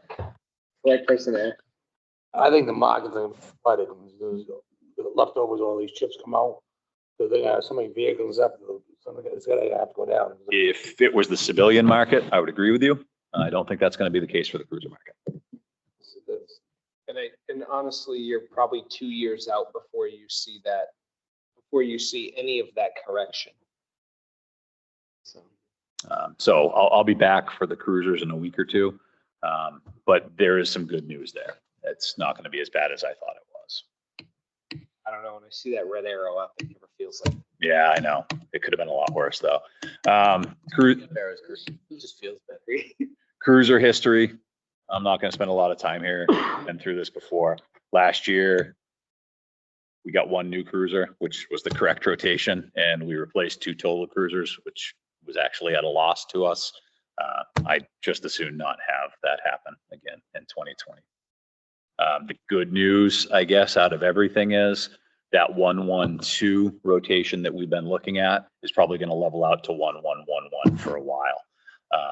With the new Charger in place, which we just need to get outfitted at this point, the new Explorer and assigned cruisers, we're leveling out those peaks and valleys of mileage use on the cars. And I think we're going to be 1-1-1 for a while. Unit 2 will go this year. It's the low profile Taurus, well over 100,000 miles, followed by Unit 6 the following year. I can't tell you whether it will be Unit 4 or Unit 8 the year after that, because they're both very close in mileage. It'll depend on which one is giving us more problems from a maintenance standpoint. So I can go 3 years deep for you. I could suppose after that, but again, there are a lot of variables, and that's assuming that nothing bad happens. This is an increase, an extra $500. This is where the computers, et cetera, and body worn cameras are. We need another terabyte of storage. We're not getting into court right now, which is problematic for us, especially the Superior Court. The felonies are where we burn a lot of memory, and they need to be maintained in the cloud with correct protections and evidentiary value. We have a great example is a search warrant / arrest. There were 3 officers on scene. We were there for hours, and that is going to be there for quite some time. I don't anticipate that case even being heard in 2022, maybe towards the end if we're lucky. So that all needs to hang there. And we have plenty of felonies right now that we're maintaining footage of. The contingency, it's $1. It's not even worth discussing. Police clerical is up $26.52. That's per contract. Police canine, flat $2,500. Yes, sir. I got concerns. I don't know, it's not, for me, line item is not really transparent, which really goes into for that dog and stuff. That's my own personal concern on the rest of the board. I threw it out with you last time on the spot. You really have all the data, so I don't know. Yeah, the police canine line is strictly what it says there. Veterinary, kenneling, leashes, dog food, equipment. What you have questions and concerns about, I understand, is the personnel time involved. It's got nothing to do with this line item. This line item is exactly what it says it is. I can't be any more transparent in this line than I am in any other line. All purchases are logged with the town, all the invoices go up, and they're all logged in. As far as the concerns about manpower, I'll track that for you. Well, I'll track that for the board if that's something the board requires of me. I put out, it's up to the board, not me. Yep. I just put 2 cents in. It ain't me, I'm just one person, if they. Understood. We'll go ahead with it. I'm all set, my 2 cents in. How do you guys feel? Yep. Right. That's it. Any additional comments from the ABC? They got a pretty thorough write-up on it. Just for the presentation.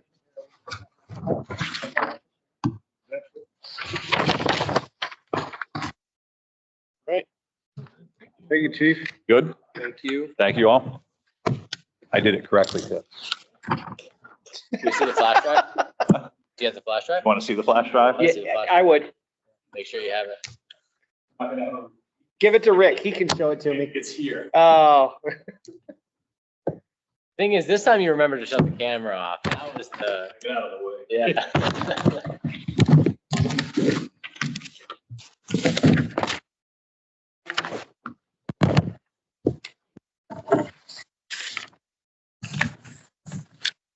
Next item under appointments, Joyce Capiello for the library trustee alternate.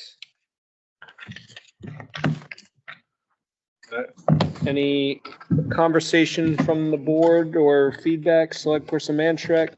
I really wasn't aware of her doing this, but this is an outstanding, intelligent person.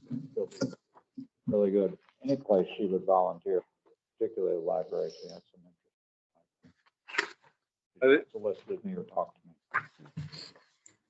So currently, this is just bringing it forward. Does somebody, is there, It'll be voted next time, right? could be unless the board felt that they were comfortable in waiving it, moving forward with voting her onto the library, as a library trustee alternate now. I would ask the board to consider that, Mr. Chairman. Select person Sakosha, I would like to second that. okay. Select person Mantrek, And since this isn't a real pressing time, I don't think we ought to keep waiving the Right. rules if we had. If there was a real press, I would do it. I know it's next, for the next meeting, but I think we ought to stick with our protocol. Right. Meet next week anyway. Well, I would definitely consider that if that was something that was going to be deep into effect where, you know, why would we keep such a great person who's going to be an asset to the library waiting to go join the library for another week? That's how I look at it. I don't think she'll be waiting, frankly.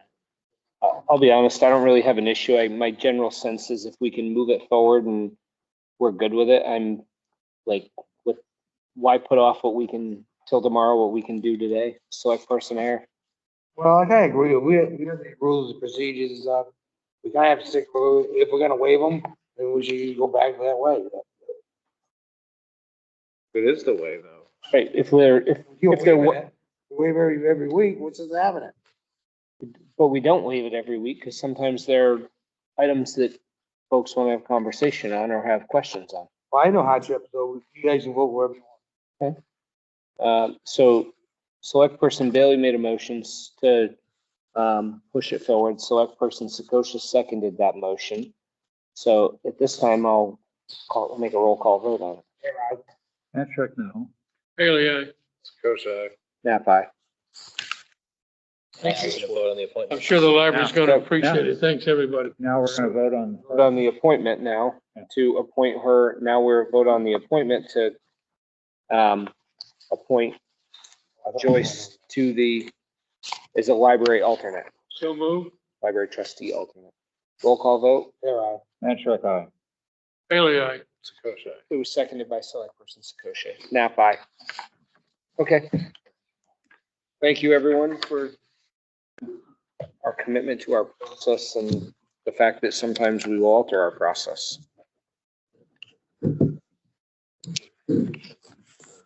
Staff reports. Yes, so the October work anniversaries are still in there. A lot of exposure for our October employees with all these meetings in October. November will be the same, but we've already read through those. The other thing that I wanted to spend a little bit of time on was update the group. The Town Hall Building Committee had a meeting on Friday that was very productive. Select Person Air was there as well. And what I have that I am making sure that this is the direction of the board for is Carino Construction has prepared a proposal for just south of $1 million, which would get cover the project through the site work and building the shell of the building. One of the reasons we broke this out is to make sure that we can keep the progress of the project moving forward. The site work could start in the next couple of weeks. Additionally, as you know, and we talked about with the Town Hall Building Committee, we have potential funding in the wings that isn't finalized yet. One of the problems with it not being finalized yet is we don't know all of the conditions that would exist. This is the $1.5 million of direct federal funding. So separating the project out in this way allows us the confidence to spend the $1 million that we have sitting in the bank, our money on a specific scope, which is the site work and the shell, and you know, hopefully by December we'll know about that direct federal funding for final and the conditions associated with it, and then we can make decisions moving forward with that information in mind. So without objection from the select board, I will proceed with the proposal that was presented to the Town Hall Building Committee on Friday. And like I said, Select Person Air was there, and looks like he's interested in speaking to the process as well. Well, right now it's staff reports, so I will allow him to comment under select board reports as a member there. Well, I guess I was looking for direction from the board or objection. I don't know if his hand up was because he objected or not. Select Person there? No, informational, informational. So at the meeting, went through things, I asked him broken down, it wasn't all broken down, but due to this pandemic, things going around in different situation, it's gonna go over. Right now, rough estimate's 400 grand. But looking at it, and I'm not gonna micromanage him, I'll look at it and give him all my 2 cents the best I can and stuff. But what this 4 point, when we go get the structure up, so it's gonna take time, stay on track. We need to get the structure up and stuff. And it's a good, I support what Connor says. We went over everything, broke it all down and stuff. And then once we get that established, I'll keep you informed best I can. Thank you. We need a vote for this. Select Person Bailey? Thank you. Is the minutes available for that building committee meeting? I have the notes. They're not formalized into minutes. We don't have another meeting scheduled, so I don't know when they'll be at a draft, but I can meet with you and discuss the details. If you could, okay, that's fine. I appreciate that. Thank you. Select Person Mantrick, did you have something to add? No, I just had a question. Do we need a vote on this or just kind of a nod of head? I don't think a vote's necessary just because the project was already awarded to Carino. We're just, you know, a year and a half removed from proceeding, but I'm happy with consensus. Thank you. So is everyone in agreement with parsing this out as described by the town administrator? Yes. Everybody's in agreement. Great. That's all I have. Thank you for the time. Office Administrator Cottle? I have 3 requests for signature, the NHMA list.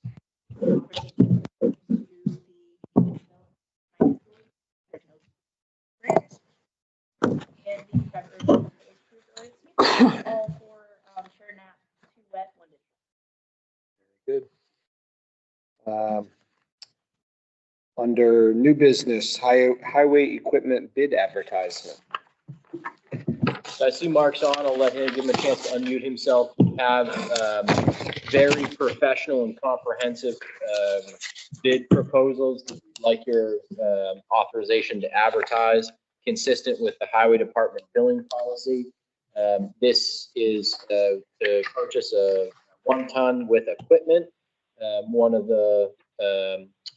One other note I just want to make is due to the delays, this is the next item in the placement schedule. You should expect to see soon in the next few meetings bid package to replace the 2007 International. We expect maybe even a lead time on that. And so we want to get that soaking as soon as possible. Road agent's on. I'll let him prepare the detail or explain further details or answer any of your questions. Okay, good evening, folks. We basically have the old semi-retired road agent's pickup that was kept in service. At this point, it's basically a gopher truck in the summertime, carries fuel around for the rented excavator. In the wintertime, it's a spare plow truck. Aaron will come out and jump in it and do intersections behind some of the guys to help them out. At this point, it's becoming a nickel and dime problem, keeping that truck inspected every year. The body rot on it is getting to be a bit excessive. So it makes no economic sense to replace it with another pickup truck. I'm looking down the pipeline at a lot of the projects coming up here. The cul-de-sacs, little subdivisions that are getting approved are getting tighter and tighter. The circles at the end are getting, smaller in diameter, getting very tough for a bigger truck to get around. And we have that one Ford 1-ton with a wing on it. And to be quite frank, I didn't think much of it when I came here. But now that I've seen it in action, it's the way to go. We don't get blockbuster snowstorms of any great depth anymore to speak of. So I'm not really afraid that these trucks will be consistently overpowered by any particular storm. We're just getting 3-4 inch snowstorms turned to rain now. So well within the capability of these trucks. So my recommendation would be to replace this pickup with a truck with a power V plow and a wing, so that we can do these smaller subdivisions. Village Place down by the Christmas Dove, we're going to be responsible for that at some point. That's going to be tight for a bigger truck to do. These little trucks are very nimble, very agile. They'll turn on a dime. Visibility is good. I am estimating that a budgetary figure for this truck would be in the vicinity of $120,000. That's cab and chassis plus all the rigging, stainless steel plow. You'd have to put a new stainless steel sander in it. It would be an extra sander and stainless steel dump body. I think it would be a wise choice to go in this direction. And the luxury we have is if we do get the bigger storms that require the heavier artillery to push more snow, we still have that capability in-house. But these little trucks will do a lot.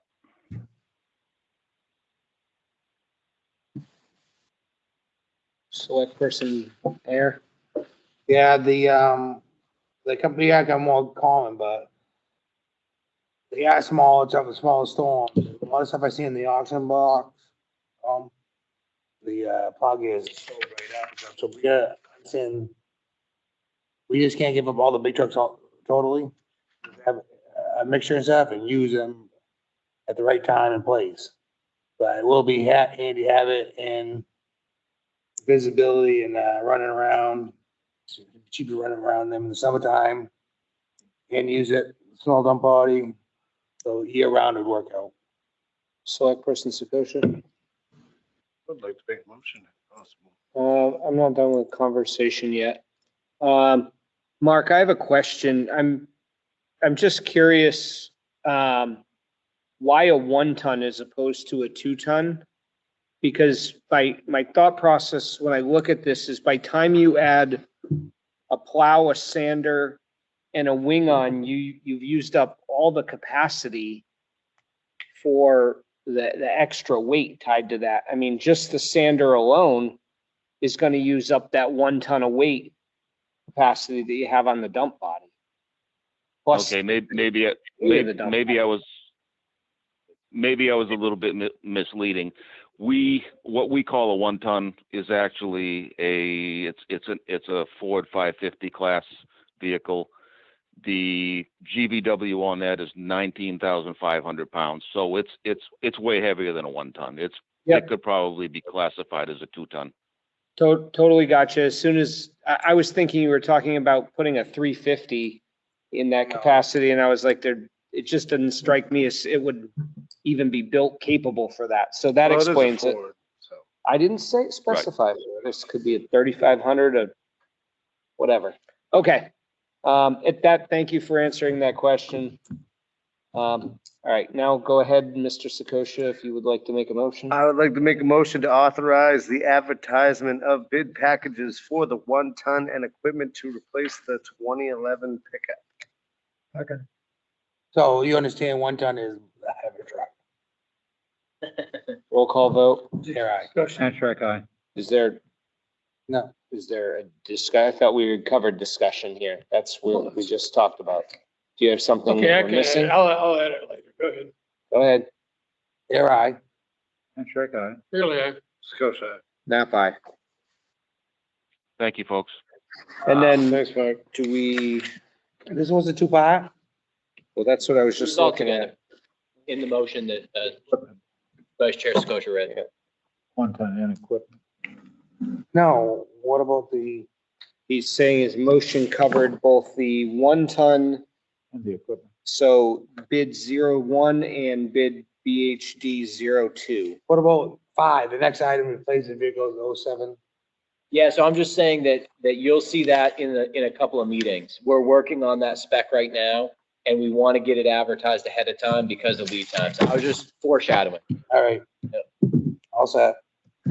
Select person Bailey, you had a comment? no, pass. Okay. Select board reports. Really? Moving on then, select person Manshek. Well, hold on.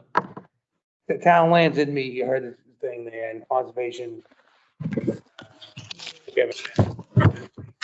you heard about my input about town lands. So I think I'd come. And building committee. And it's building committee. I brought all the town.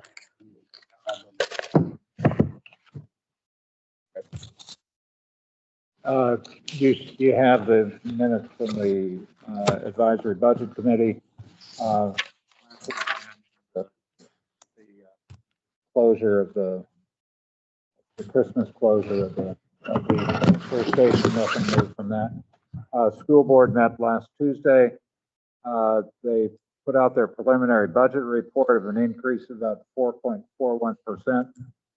What they're asking, they extended the mask mandate 2 weeks, or for 4 weeks, basically 2 sessions. And they are going to have a COVID testing program during the school in all 3 schools next week or so. That was the budget committee meets tomorrow. Thank you. Select person Bailey. Thank you very much. Building committee, I missed that because I had a pre-scheduled appointment to go to Boston.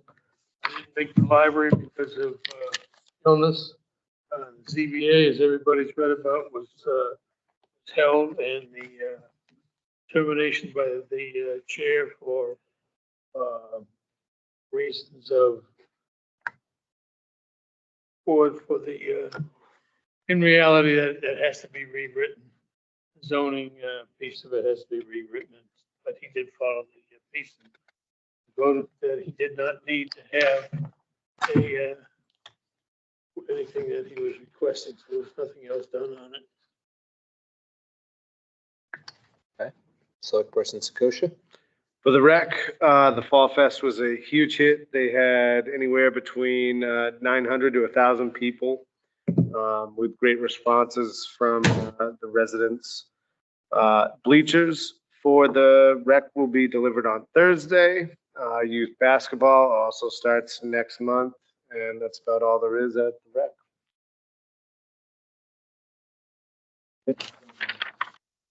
So the next planning board meeting's on November 2nd. There are 3 design reviews up for review before the planning board, and there's a mixed-use site plan for the Dove Development Group for the property out behind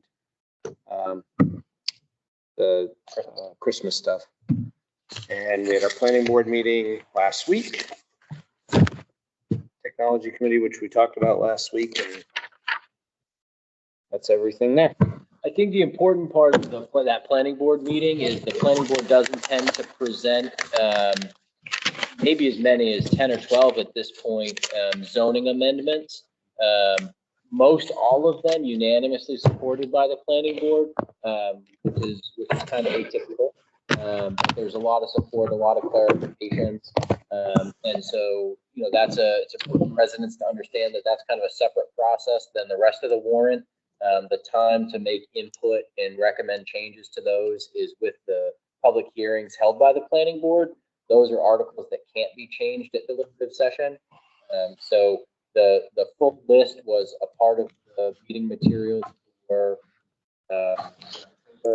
19th meeting, which was the last one, and the draft amendments will be a part of, and I think the second meeting in November.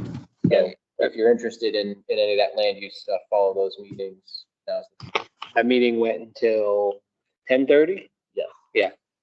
So it was 2 long nights in a row. Final public comment. 3 for some. Yeah, for some of you. Did you participate? Oh no. Public comments limited to 3 minutes per individual. Start a line. You just hit the on camera different. I've been it. Oh, follow it. So like, Let's look at that. Very good. Yeah, you're coming. Dan, help him out. He's in. He's good. So just a quick update on the 300th anniversary committee. We got in for t-shirts the other day. We have our number plate here, anybody that interested. Dan's bought a couple of them. We have quite a list of things going. The pieces are starting to come together. So we'll keep an eye on Facebook and the website, but we're getting excited. We have a lot of interest on Saturday on the board here. So it is coming together. It's going to be a big time. One of the things that I've talked to Administrator McIver about is having a cap down. And Dale Sylvia, who's on the committee, the anniversary committee, is kind of keeping a notebook or a scrapbook of the things that we're doing to get to where this is. So we would certainly hope that there'd be enough to get something like that in the capsule. We've already set one of these plates aside to go into the capsule. So hopefully there'll be enough room in there to get some stuff for 50 or 75. So now people will be able to open that up. We have a calendar that is being printed right now. We're pretty excited about that. Are you in it? No.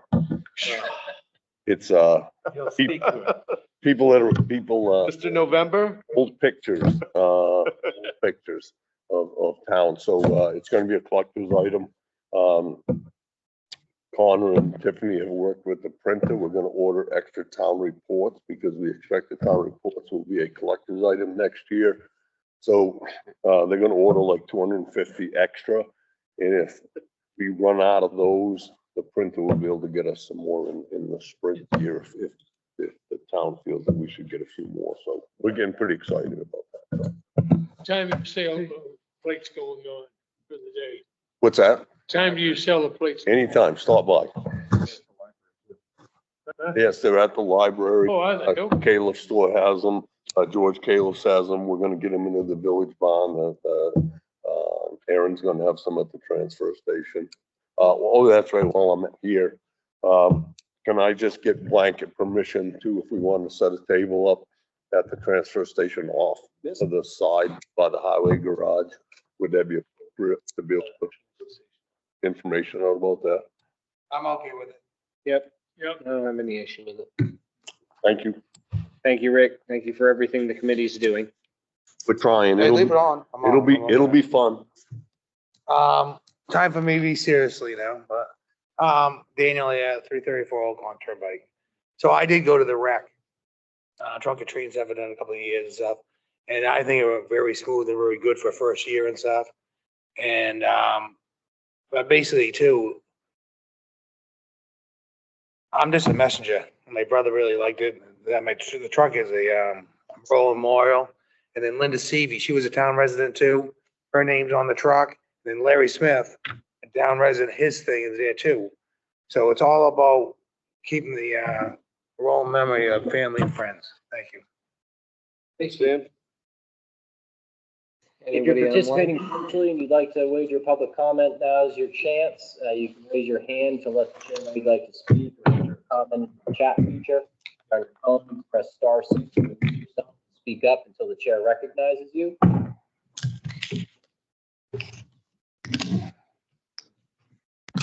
Nothing coming through on my end, Mr. Chair. At this time, I'll close public comment. Do we have a motion to adjourn? I would like to make a motion to adjourn. Seconded by Select Person Bailey. Roll call vote. I guess that, aye. Hell, yeah. Sakosha. Nap aye. Everyone have a wonderful evening. Thank you.